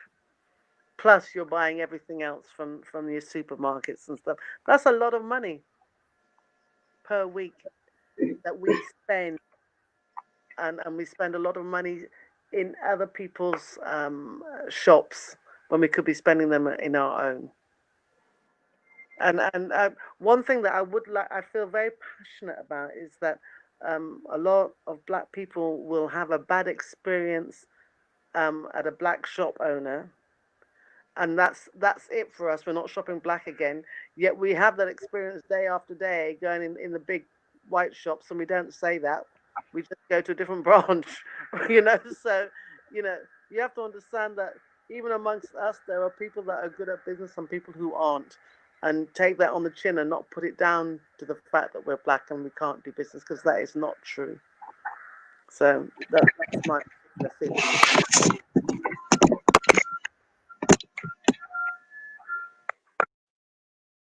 I want to come in and say, yeah, I Well, absolutely agree with you, Cheryl. And this is one of the reasons why we are looking to put on a conference to support Black businesses. And it's for this reason, because we have to look at why we're not prospering. We have to look at our business model. We've got to look at how we do our customer service model. These are the things that we don't even think about, as sometimes as business owners. We don't think about that. We don't think about how what we're projecting has an impact on the customer that's coming in. We're not thinking about the customer's experience, because most of the time we're grafting and we're trying to make the money to keep the roof over our head. And so now it's about us teaching each other and learning new strategies, new techniques of how to run businesses. And this is very, very, very important to me. I do. You were there with me. As a matter of fact, I was there with you. You were there with me in Barbados. We were talking. We put on that women's conference for women to tell their stories in order to create an income for themselves, be it writing a book, be it using it to sell your product. There was a lady that could that makes peppers and stuff like that, and we're like looking at her story and how she uses her story to sell her product and move from where she is to where she wants to be. So this is something that's really, really important to me. And as somebody, I'm an empowerment coach. What I do is I empower women to live the life of their dreams. That's what I do. So it doesn't matter what it looks like to you or what role you may have. My job is to empower you into business. My job is to empower you to use. It could be your hobby. It could be a passion. It could be anything to make some kind of revenue from that. Stop investing in network marketing, in products that are not going to help you, are not helping your people, and start really looking at what is serving the people now. And so I'm with you 100%. I've seen Riley's shop. The presentation is well, and that is a nice place to go to buy West Indian food. It's not the norm. There's not that person that's really abrupt. Everyone's got a smiling face. It is nice. We've also got Mrs. Henry's and other shops around as well. We've got Mia that does hair products. And we've got some big, large Asian shops, and they're doing very well. But the customers are black. And I'm just going to say this, and I have nothing against anybody, but I'm going to say this. I've been in the shops. I'm a qualified hairdresser. That's what I've done throughout my life, on the back end of my life now. And what I have experienced walking into shops is Asian people been telling black people the products to buy for their hair, and it's not good for their hair. They haven't got a clue. They're not trained. They're not qualified in that genre, in that format. And we, the consumers, the mugs, let me just say it as it is. And people might want to be upset with me. Be upset with me because I'm stepping on your little corn toe now. That's what I'm doing, because I feel really passionate about this. It really, really gnaws me when I see a black person go into a shop and you've got somebody telling them products that's just going to ruin their hair. And then when they go to the hairdresser, the black hairdresser, they want to be complaining, oh, my hair's dry, my hair's this, my hair's the other. It's because of the products you bought from down the road, the people that have told you to put it on your hair, and you like an idiot have done it. And then you want to be upset with the hairdresser. No, let's take responsibility for what we're doing, how we're consuming. Let's take responsibility and start buying from our own who have some idea of what our needs are. And so I've seen that many, many times. So I've stopped buying products from them, from the Asians. And I'll tell you another reason why I bought products from an Asian shop. And this is to all the black hair shops in Bedfordshire. I'm going to say hearts, beds and bucks. If you are listening, I want you to hear me clearly as somebody who is a professional and buys hair products. Why am I coming into your shop and you've got no products in there? I can't buy what I want. I have to wait for you to order it for it to come in. Then I might as well have just gone on the internet and done that myself. The thing is about consumers, as we as black people, we want to be able to buy what we want to buy there and then. So that means that your customer service ethic is going to have to change. You're going to have to start thinking as the consumer, not as the person who's purchasing. You have to think of, what do my customers want? If you don't know, do a survey. It's free. This is just me. I'm going to bring the other people in, but that's my reason. But now I'm having to backtrack. I'm backtracking and I'm saying, right, this is a shop I'm going to use. I'm going to the shopkeeper. These are the products I use. Please make sure that you have a good amount in it. So when I come to purchase, I have it, that I don't have to be forced to go to another shop to buy what I could buy from you. So I'm going to bring in, let me bring in, actually, because Cheryl said that, let me just bring in a response from Cheryl. Do we have a response from Chel? Then I'm going to bring in Sheena, and then Desiree's going to come in. Hear me? I can hear you. Me? Yeah. Yeah, you're absolutely right, Yvonne. And the one of my big bugbears is when people see one person making a go of a business and then do the exact same business. It doesn't make sense. Mm-hmm. So Mm-hmm. it does make sense.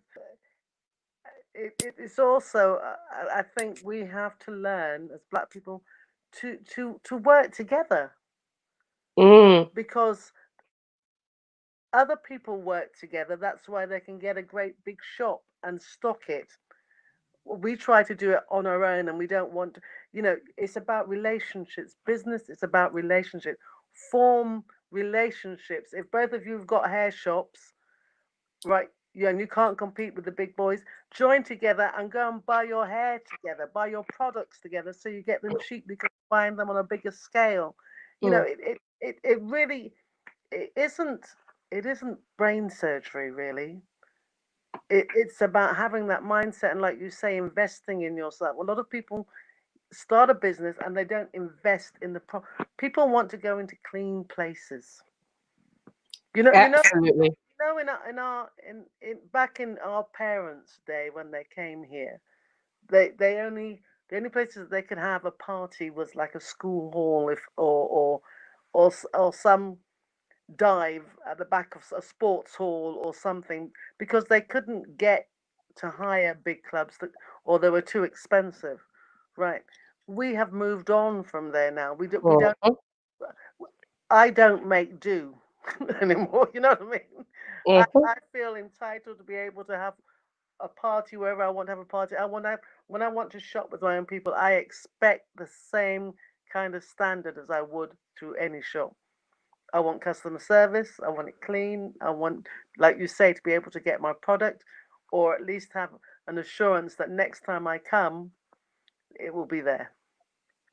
But 90% of the time, or at least 99% of the time, that what I want is in stock.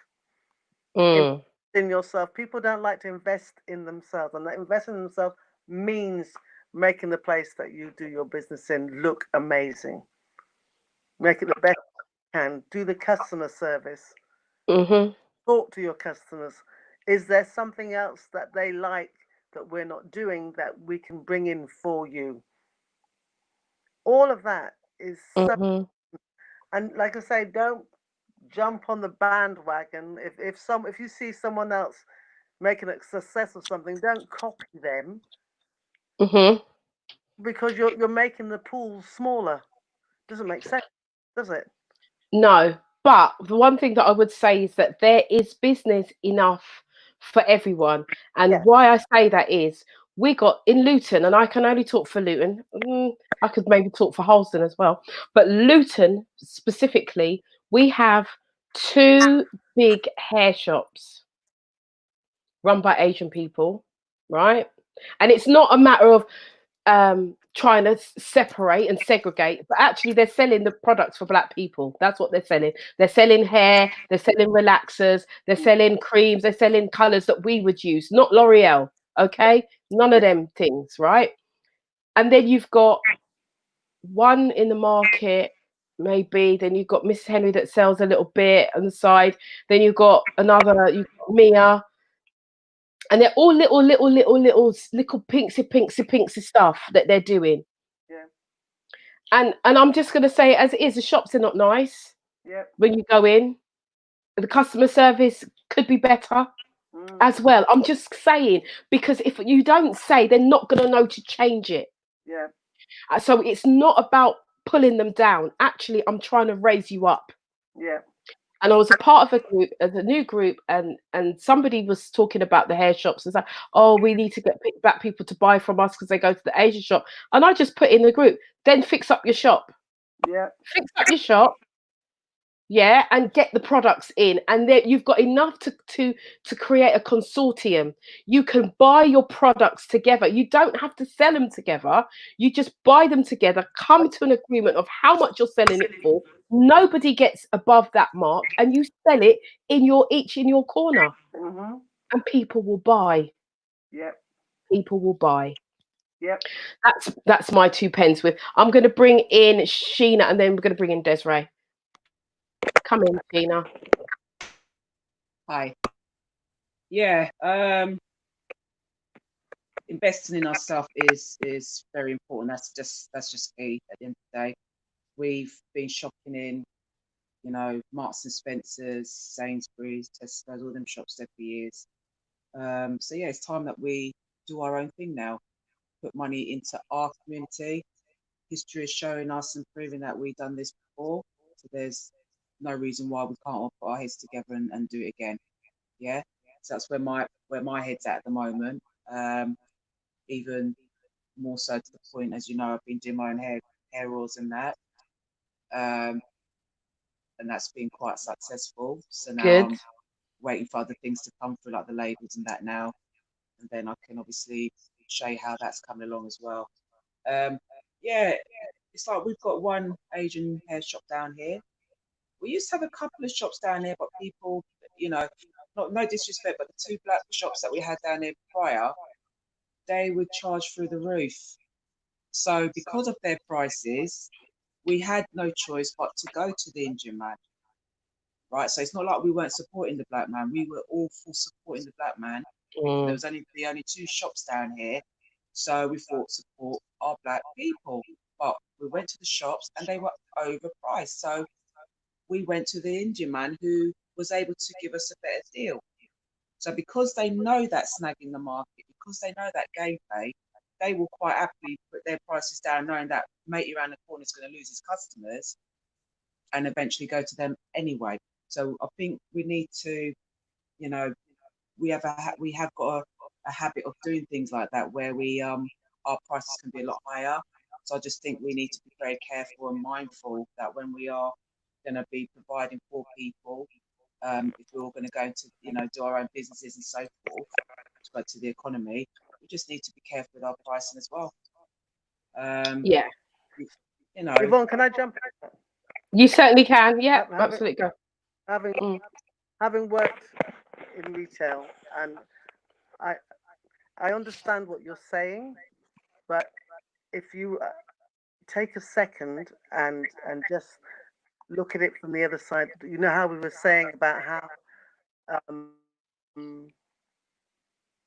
when you're a small business, when you're buying stuff, you don't get the same discount as you do if you're buying in bulk, and you have to understand that a lot of businesses, especially Asian businesses, have a lot of help, financial help that we don't necessarily have within our community. What I would ask people is that when you see your people trying to do a little business, and yes, they may be 50p or sometimes even £1 more expensive sometimes, that if you can give people a bly until they can get their business up and running, because it's not as easy as you think. And the other thing that I want to tell you that is very real, because we've experienced it, is that some people deliberately set out to cut their prices to put other people out of business. And it is a very real thing, to the extent that they will cut their prices so they're actually losing. And that is something that I've experienced, because I'm aware of it. It's happened. Absolutely fact. Happened. Because you know what people are buying the stuff for, and then when you know that they're selling it at cost, and then they go below cost in a deliberate attempt to put you out of business, then it's really hard to fight. And this is very real. It is very real, and this is why the suggestion is made that come together, create a consortium of people within your genre. And that means you're going to have to trust. There's that word again. Desiree's going to come in after this, but there's that word again. We're going to have to learn to trust each other, right? And then buy in bulk, so that way you can keep your prices low. But here's where the trust comes in. In the consortium, there is an agreement with everybody that this is the price we sell the product for. So everybody's markup is the same. And we have to get to a place where we can do that. Otherwise, we're gonna struggle. We're gonna struggle, and we're not gonna move further forward. The only way for us to really start to level up in business is if we work together. We are strong as individuals, don't get me wrong, but we are so much stronger when we come together and work together. That's where the power is, and we are powerful people. We are resourceful. We're full of resources. We just need to tap into that. And this is the types of things, this is where people like me that come in to show you where the resources are, to show you how to pull it out, to make things better, to start to level your business as a business owner, not just somebody that's doing a thing, ducking and diving, doing a thing. No. We're talking about launching and having your business, and you running a reputable business that makes money and makes profit. But one thing I'm going to say is this. This is not the time to invest your profits into jewelry, into cars, into those pretty flashy designer clothes, all them kind of things, because this is what we do. It might be a generalization, but a lot of the time, I would say 80% of the time, 80% of people who make money that are black squander their money on rubbish to look good. It's not about looking good right about now. It's about floating our economy and making our economy worthwhile. It's about investing back in our communities in order for our community to soar and thrive. Otherwise, we might as well just give up now, and we're not going to do that.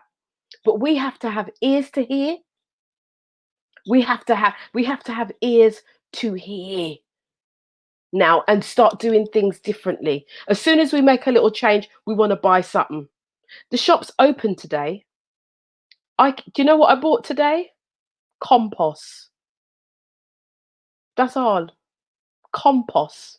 Why did I buy compost? Because I had some growing potato that we forget in the cupboard. And my friend said, you can pot them and grow your own. Some are growing my own potato, I have my tomato, I have my little things in my garden. That's the only thing. Why? Because when push comes to shove, and when, excuse my French, but when the shit really hits the fan on this thing, you're going to need to be able to eat. And I can't go to Sainsbury's and all of them place there. If we want to really do this thing, because we haven't got a shop, we haven't got a black butcher's, we haven't got a black funeral director, we haven't got loads of things within our community. But if we're going to do it, we're going to do it now, and we're going to have to do things different. This is what I'm saying, do things differently. So I'm growing my own vegetables, so I don't have to go to Sainsbury's, I don't have to go to Tesco's, I don't have to go. They're not getting my money until we've got somebody within the community that can do that. Yes, I still have to go and buy stuff and in the Asda and the Lidl and all of them places until such time, until somebody becomes otherwise minded and opens their own. I'm logging for a fishmonger that's black, and meat shop that's black. And listen, you know, I sing. I'm a singer. I've sing at loads of funerals. There is a black funeral director up in Birmingham. She's amazing. The things I see and how she puts together our funerals, because we have our own way of doing things within our culture. We need more. So for those of you who are listening, you want to start a business, hear the need. Service the need. Don't start a business in what you want. Look at the need and facilitate the need, and your business will thrive. That's the first thing. I'm going to go over to Desiree, then we're going to come back to Sheena because I saw Sheena's hand go up. Desiree, come in, darling. I agree with everything that's been said, and I'll just give you this example based on what you're saying about needing a black butcher, right? Mm-hmm. There's a butchery in Milton Keynes called Palmer's. Mm-hmm.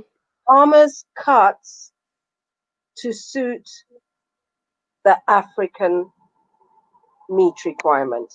Right. The people from Zimbabwe, Zambia, Malawi, South Africa, from as far as Wales, hire transit vans, take the Mm-hmm. orders from the community and drive to Palmer's Wow. just to get the cut of meat that they are craving and that will remind them of home. Wow. So people from those communities based all over Britain will drive to Palmer's, irrelevant Mm-hmm. of how long it takes them, from as far afield as Wales, like I said, to buy the meat. And guess who owns Palmer's? A Well, white man. no way. Yep. I was going to say, judging by the name, I thought it was Mr. Palmer, a black man. But So he's there serving you the, go. he's serving the Exactly. king. He's Exactly. meeting the need, and this is what I'm saying. Exactly.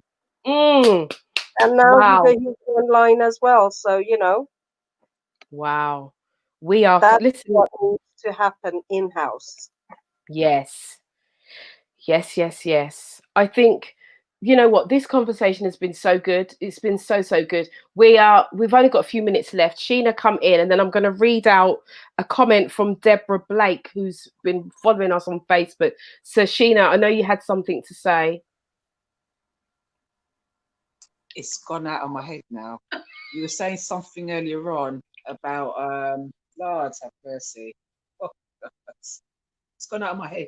But just to go back to, who was it? Was it the lady that was just speaking before me? Cheryl. Yeah, that butcher's in Palmer's. The one Palmer's. Yeah, Cheryl. Oh, Sorry, that's right. the butcher's is proper. It is good. It is good. So I know me and my cousins have gone down there just to get meat, just off the hop Right. there. So we're coming from Bedford down all the way to Bletchley, and we just said, "Cha, let me go down there and get some meat." Yeah, they have got one in Yep. Fishermead as well. I went in there, but I'm not feeling that one. It's that kind of like a grime city to me, so I don't think I'm going back in there again. And we've got in No. Bedford, we've got we've got Gems on Ampthill Road, so they're doing okay as well. And we did have another one on the Broadway. I don't know what's happening with that one because I don't go there. I put me on, not in a bad way, but you know. But yeah, so we have got a couple of businesses in Bedford. Like there's a lot of barbers jotted around as well. So a lot of black barbers jotted around. But we haven't really got the salons down here. That's the only thing. So a lot of people, they either know somebody who does it from home, or they do their own hair, or they come into Luton, or if they're in London for the weekend, they'll just book and go and get their hair done then. So we do need those services really down here. We did have the hair salons down here before. I'll tell you a funny story about that. I had a meeting, right? This is my trust went with my own people at one point. I'm not gonna lie to you because I come up with the idea back in the 90s I drew up a business plan basically for a hair salon, Bedford, and I even knew the location of the shop. I even thought about the name, and I was like, yeah. So we were all having meetings about this place, and then I noticed I wasn't getting any more calls for any meetings. These were all my ideas that I put forward, yeah. And it was only because one of my friends let slip that she had to go to a meeting. I said, well, where are you going now? And then she told me. And I was so shocked, yeah. I'm not even going to tell you how that conversation went. But I was so angry. And the same people that had been having the meetings with me had basically gone behind my back, taken all my ideas, And set up a business. set up the business in the same location, everything. And it Wow. failed as a result. I said to my friend, I said, yeah, you know what? Everything they do in that shop is going to fail. That's going to be their lesson, their karma for going behind my back. And as it turned out, I think it was a year and a half later, the whole thing crumbled. The man left Bedford, went abroad, take everybody's money with him. Right. And that's what happens. You see, you can't licorice people. You can't be licorice like that. You know, business is business, and they say all is fair in love and war when it comes to business. But at the end of the day, you can't blatantly go and thief somebody's idea and try and jump on your back and ride you like a donkey. Listen, that can't work. And you know, as God is God, He will never see the righteous forsaken nor their seed bake bread. That's what I know for sure. For sure. The whole thing crumbled as a result. And I didn't feel no remorse for them. I just said, oh, sorry to hear that. There's no remorse to be felt. We got to do better, people. We got to do better. We're coming up to the last 2 minutes. And what I will do is I will log off of the www. For those of you who are listening on LUR. And I'm just going to say, for those of you who are listening on LUR, this is actually my last show on LUR. It's happy. We're good. It all been good. But, you know, I have to go on to Pastors New. And I have been offered a TV show. And so I will be moving over to MediaNet TV in July. And so I'm just going to take some time off to work the show and get the show prepared. So for those of you who are listening on the www, I want to thank you for your support, for your love, and just that you've been here supporting me all this time. And do look out for a new show which will be streamed to YouTube. I am on YouTube. I'm on YouTube every morning at 9 o'clock. If you want morning inspiration, do join me there. But for now, I'm just going to say thank you. God bless you. And I will be around. You'll see me again, but just in a different capacity. Be well and stay blessed.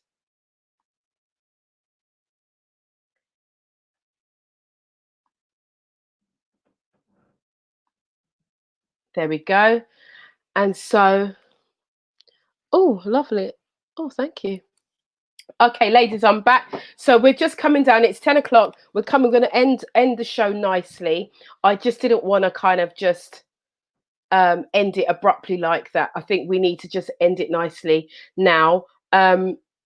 Grace is back, so I'm just going to bring Grace back in. Hi, Grace. You're off mute now. Hi. Oh, gosh, you're loud, man. My phone died on me. Oh, I see. Because I was thinking, where's she gone? Where's she gone? Anyway, Grace, I don't know if you've heard the conversation and where it's gone. But we were talking about Black people and having our own wealth and moving forward from here and supporting other Black businesses to increase the Black pound, giving us more power financially. And what just want to know what your thoughts are on that. I totally agree. Especially when you have them, sadly with the name brands like Adidas and Nike and all them people, we buy the most, our color buy the most name brands, and we show off in it because we have the name brands, and we have the trainers to match, the handbag to match, the cap to match, the shirt to match, everything, right? And it's not benefiting us at all. It's going straight into the hand of the man who made it, and they never make it for us people. Like Tommy Hilfiger hates when we wear their clothes, and yet we're the best consumers, right? Yeah. And we consume all these name brands, and you think they like us wearing it? No, they don't. So it's time for our Black people to start finding someone who can make the same thing as Tommy Hilfiger, I mean, not Tommy Hilfiger, Nike and Adidas with the same quality material, and then have their logo on it. Mm-hmm. Go out there and be adventurous with the colors, because I notice quite a few black businesses that sells casual clothes, hoodies and tracksuits. They only tend to stick to grey and blacks. No, Yeah.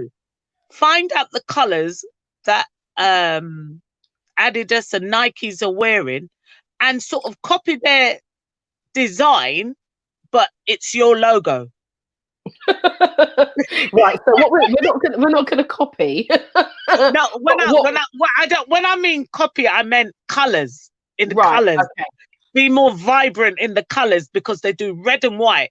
Adidas is known for black and white and red and white. That looks so nice. And then got this lovely khaki green.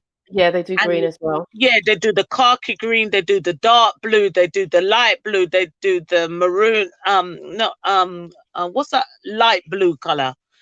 They do all those different colors. And yes, let us spend the pound on the black businesses. Absolutely.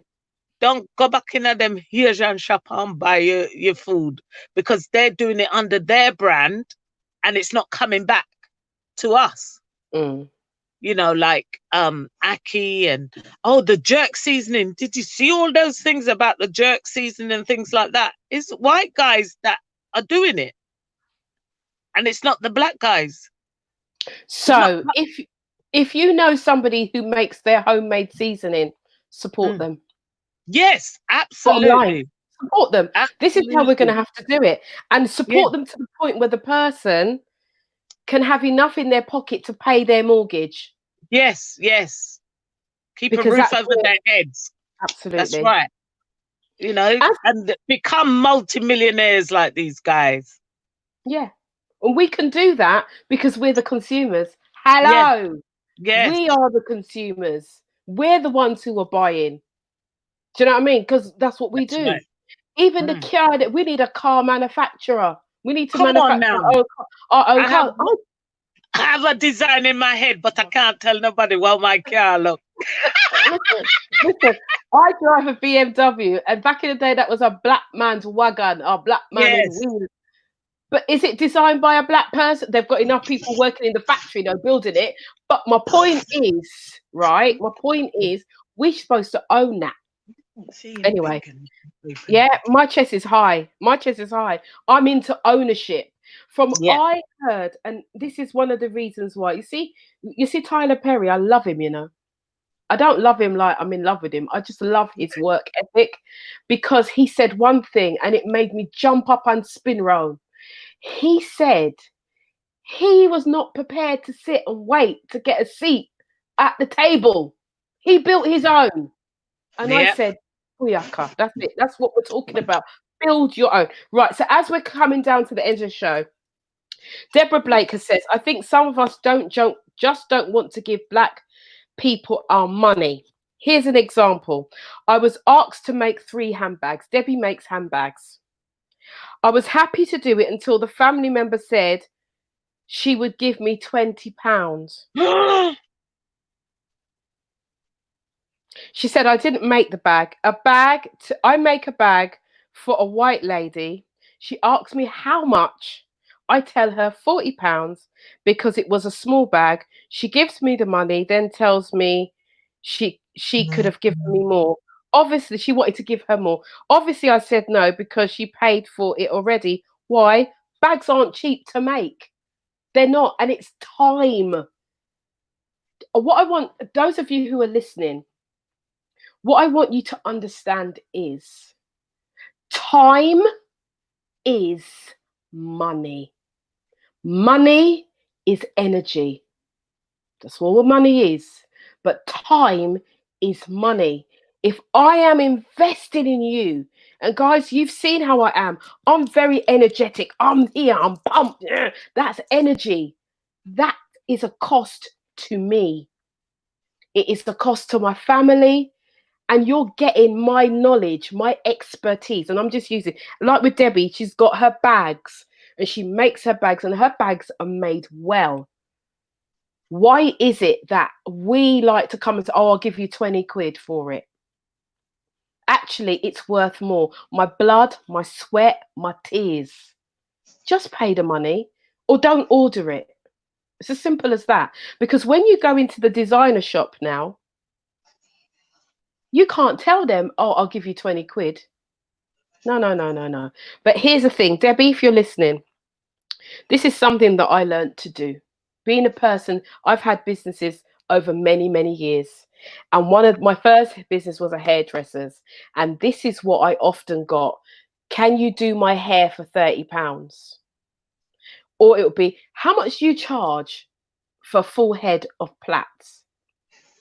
And I would give them the amount. So I might say back in the day, because I don't do plaits now. So back in the day, I might say £90. And people would be like, oh my God, £90. Yes, it's in a shop. Yeah, shop has costs that I have to pay. It's a cost, right? £90. She said, if I give you £30, will you do it? I said, oh, it's just gone up to 100. She, what do you mean? I said, no, it's just gone up to 100 because I'm not here to barter with you. The less you offer me, is the more I'm going to charge you, because you're taking the mick out of my expertise, out of my training. I invested in myself to train, and this is what we need to start seeing, people. When you see somebody making products, they've made an investment in themselves. Grace, you do hair. So if I'm coming to you and you say to me, Yvonne, it's costing you £80. Okay, it's £80. Why? Because you've made an investment to learn your skill. Your skill set is good. And I've seen what you do. So I'm going to pay the £80 because it's worth it. And I'm telling you that you are worth it. But when we try to start diminishing the cost, we are diminishing the people. We're diminishing their blood, sweat, and tears, all the time that they took to train, all of those things. Why would you go to university and get a degree and then go to a job that pays you £10,000? You wouldn't. Because you've been to university, you've got a degree, you know that by the time you finish university, you owe about £30,000. So your job that you're looking at for your first job needs to be in that remit, because it doesn't make sense going for something less. Does that make sense to you guys? Yeah. So I'm just saying. So Debbie, you do what you do. And I'm just saying to the Black community, support Debbie in her back. But Debbie, you need to send me some pictures, because me love her bag, you see? Send me some pictures of what you've got, and I'm sure I'll find something that I can invest in you as well. And that's what Sheena's got, hair products. You know, this is what Sheena's doing. Desiree, can we, and Cheryl, can you come back online? Take your mutes off. Grace, you do hair and you sing And act. and act as well. Cheryl, can you hear me? Cheryl, can you hear me? Oh, I've lost you again. No, I can hear you. I can hear you, Cheryl. Can you hear me? Oh, Desiree, can you hear me? Sorry, yeah. It's intermittent. Sorry. That's okay. It's okay. So, Desiree, what is your skill set? What is it that you do? Wow. Well, I am. I'm a singer, as well, and you and I sing together, as well as doing different things as well. I do child minding during the holidays. I love children. I work in Raleigh, which I really enjoy because I love connecting with our community. So I've got lots of different things, but yeah, that's what I do at the moment. I'm very good at putting people together. I know a lot of people. So if you're looking for, there's a young man who has started his own rum business, and he does an excellent rum called London Kings. That guy, and it's very good, and we sell it in Riley's. It's the only shop that has it in the country. So if you want to come and try it, do that. We've got Roots Hair Products in Luton as well. That's just started their business. Charlene has started her candle making business, and she does quite well with that as well. So there are actually a lot of people that are doing little industries, but they're not necessarily out there, and it's always worth asking someone if they do a business. Because the other thing I find a lot of people might do their own little business, but they don't actually share with people that they do have skill. So it's good to talk. Thank you for that, Cheryl. So if you are looking Helen? for a singer, can you hear me, Cheryl? If you're Yes, looking for a I can. singer, Cheryl is a phenomenal singer, and so am I. So if you're looking for a singer, one singer to do an event, contact Cheryl. If you're looking for two singers, you can contact both of us, or vice versa, Yes, right? yes. Yes, this is how it go. Grace is an actress, a singer, and she does hair. You need to do hair.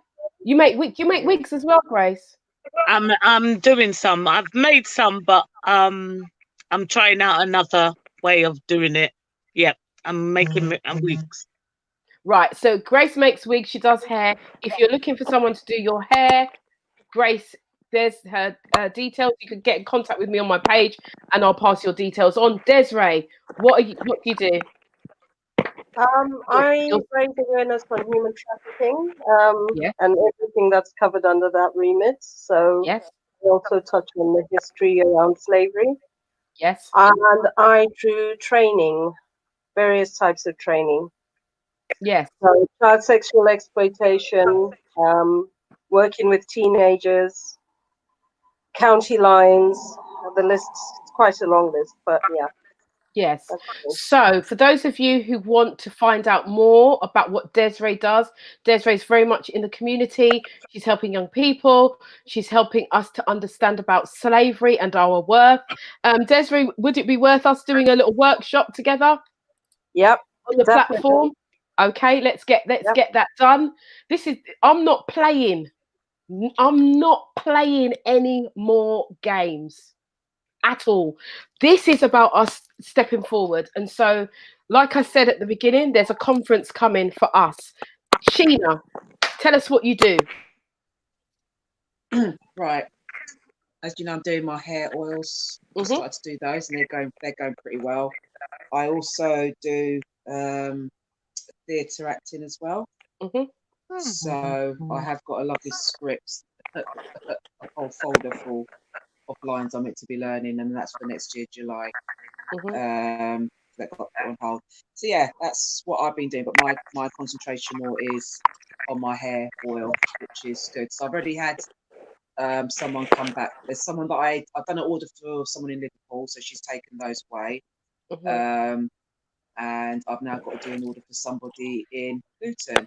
They want quite a lot, so I'll be dealing with that tomorrow. Okay, So wonderful. it's slowly getting there. Can I ask Desiree a question? Yeah. Yes, you can. Is Desiree, isn't it? The one who Yes. does the hair? The oils? No, that's Sheena. Sheena. Yeah. Hi. Your oils, do you deal with people who suffer from alopecia and things like that? Well, what I've been doing is the research I've been doing at the moment is for people who's got very, very dry scalp. It's to promote hair growth as well. So all my oils that I put in, they are all natural. So there's no parabens or anything like that, or petroleum. It's just all natural ingredients that I use. But yeah, so far the people that's been using it, because there's one of my customers, she has eczema, so she's got eczema, and she actually says she used it on her skin, on her body as well. And she said it's really helped her skin. So actually I might need to, because I've been using it on my skin as well, I'm more than likely I'm going to change that to hair. I've been advised to go for hair, head to toe, like, so that is hair, body, that is I'm dealing with as well. I've been doing this for quite a few months on my own hair. because I found things like Blue Magic was just making my scalp itch. Mm. And I tried like Dax and all them things that would rub on, you know, and it just wasn't working anymore, and my scalp was really sore. So that sort of like prompted me to then research and start to look at different things I can use in my own hair. Done that, and ever since I've used my own hair oil, it's been blessed. I've had no problems. I love it. It smells nice, and it does exactly what it's supposed to do, which is to moisturize my hair as well as have a nice smell. And it actually, my hair's grown as well. That's another thing, because I noticed that I've had another growth spurt with it as well. So yeah, so I've been testing the waters with it, and so far so good. So from that, I would like, yeah, I don't see why. Is it mean, would it be for yourself with alopecia, or is that just a general No, no, because question? I got quite a few friends that's got it, and sometimes you mix up your concoction and the hair's still not growing. So you need something that is Yeah. gonna, trigger it. You need some To some boost. oil. Yeah. There is a Just product, when Grace. Yeah. There is a product that I had a lady on my show a few weeks ago, and she showed the before and after of her own hair, and she lost the middle of her hair, and it grew back. Oh yeah, I remember. Yeah. Do you remember? So Yeah. that might be something to get your client started Yeah. while Sheena is developing her product, Yeah. because Sheena's local as well. Yeah. You know, Okay. spots, and so it might be that way of helping your clients, and also, you know, kind of us working together to help each Yeah. other. That's right. Yeah. So that might. So Yvonne, hook me up with that lady with the I will. alopecia. Yeah, I will definitely do that. And also one more question to the lady. My niece, her hair is like, I don't know, it's like a bush. Yeah. Oh dear. And she's of mixed heritage. And Okay. and the mum did put some, what's that thing called? Balm in for what's that? It's like a perm, but it's not a perm. What's it called? Oh, do you mean Huh? keratin? No, not keratin. Where everybody was going to the hairdressers and get their hair done anyway. And it makes your hair very long but thin. But it made her hair even more bigger.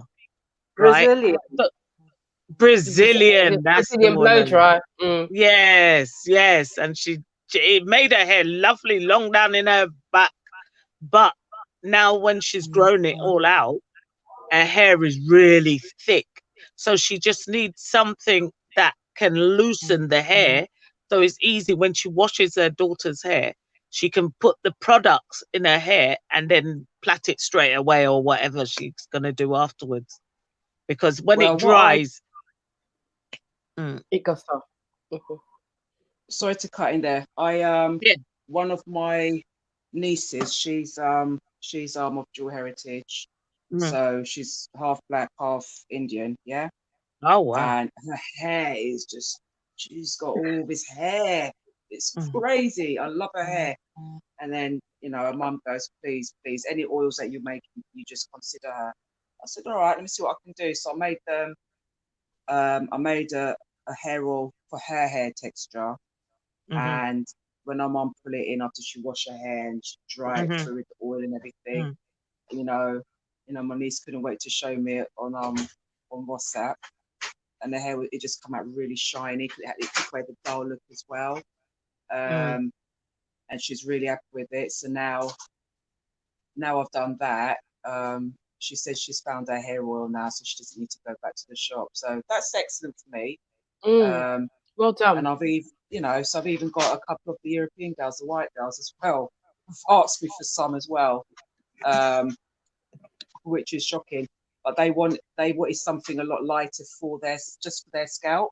A couple of them, believe it or not, do have dry scalp as well. Yeah. So I said, let me look into that one for you. You know, so they said, I'll wait. I said, all right. So I'm getting people come through now. So it's quite, it's exciting times. Good. Yeah. Fantastic. sometimes. Well done. Well done, Sheena. I'm very, very pleased. Very pleased to hear. Right? you. Yes. So, Yvonne, can I ladies, add one more thing yes. about myself? So this is very briefly. I have 25 years experience as a health and safety manager.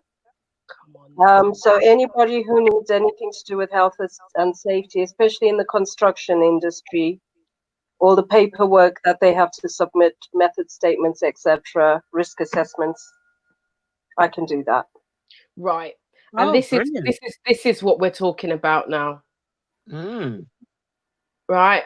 This is excellent, because there's a new Facebook group called Black Owned, and there's thousands and thousands and thousands and thousands of businesses in there, and they're going to need the support of what you do, Desiree. You're a trainer as well. Yeah. So you've got some real key skills. So I'm just going to say I am running a global empowerment movement, and I have some women in my group that are just blowing me away. And I can't wait to work with you ladies to get you guys in the positions that you need to get into. And this is what we're going to be looking at, is how to navigate now your whatever it is you do. How can we create that into a business that generates revenue? And that's what it's about. So, I want to thank everybody for being on here tonight. Guys, those of you who are listening, you've heard it here first. We've got some very talented women here. And even though, as I said, I am no longer going to be, doing the show on LUR, I am going to be continuing here on Facebook. Tomorrow night we have a show called After Dark Conversations. It's the relationship show. It's the big people relationship show, and it's doing very, very well.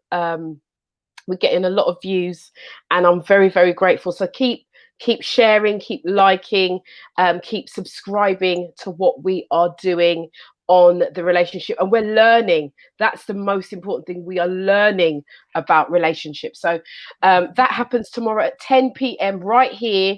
Not on this, Yvonne Michele. That was a bit of, do you know what? It was actually a bit of a mistake. It was actually supposed to be on the other page and not this page. But, we started and we carry on. So we are back on Yvonne Michele Inspires page tomorrow, and we are also live on YouTube tomorrow. So do join me. We have a Zoom room panel. If you would like to be on the panel, please let me know. And we're going to be talking to the men, and we're going to be finding out the results of the question: what do men want from women? What do women want from men? Please let me be in that one tomorrow. Oh, that's so fun. Please. Oh, yes, please. you will. Yes, and that's on. And I'll be on. Desiree, what did you say? Desiree, what you saying there? Oh my gosh. Yeah, it's really really interesting.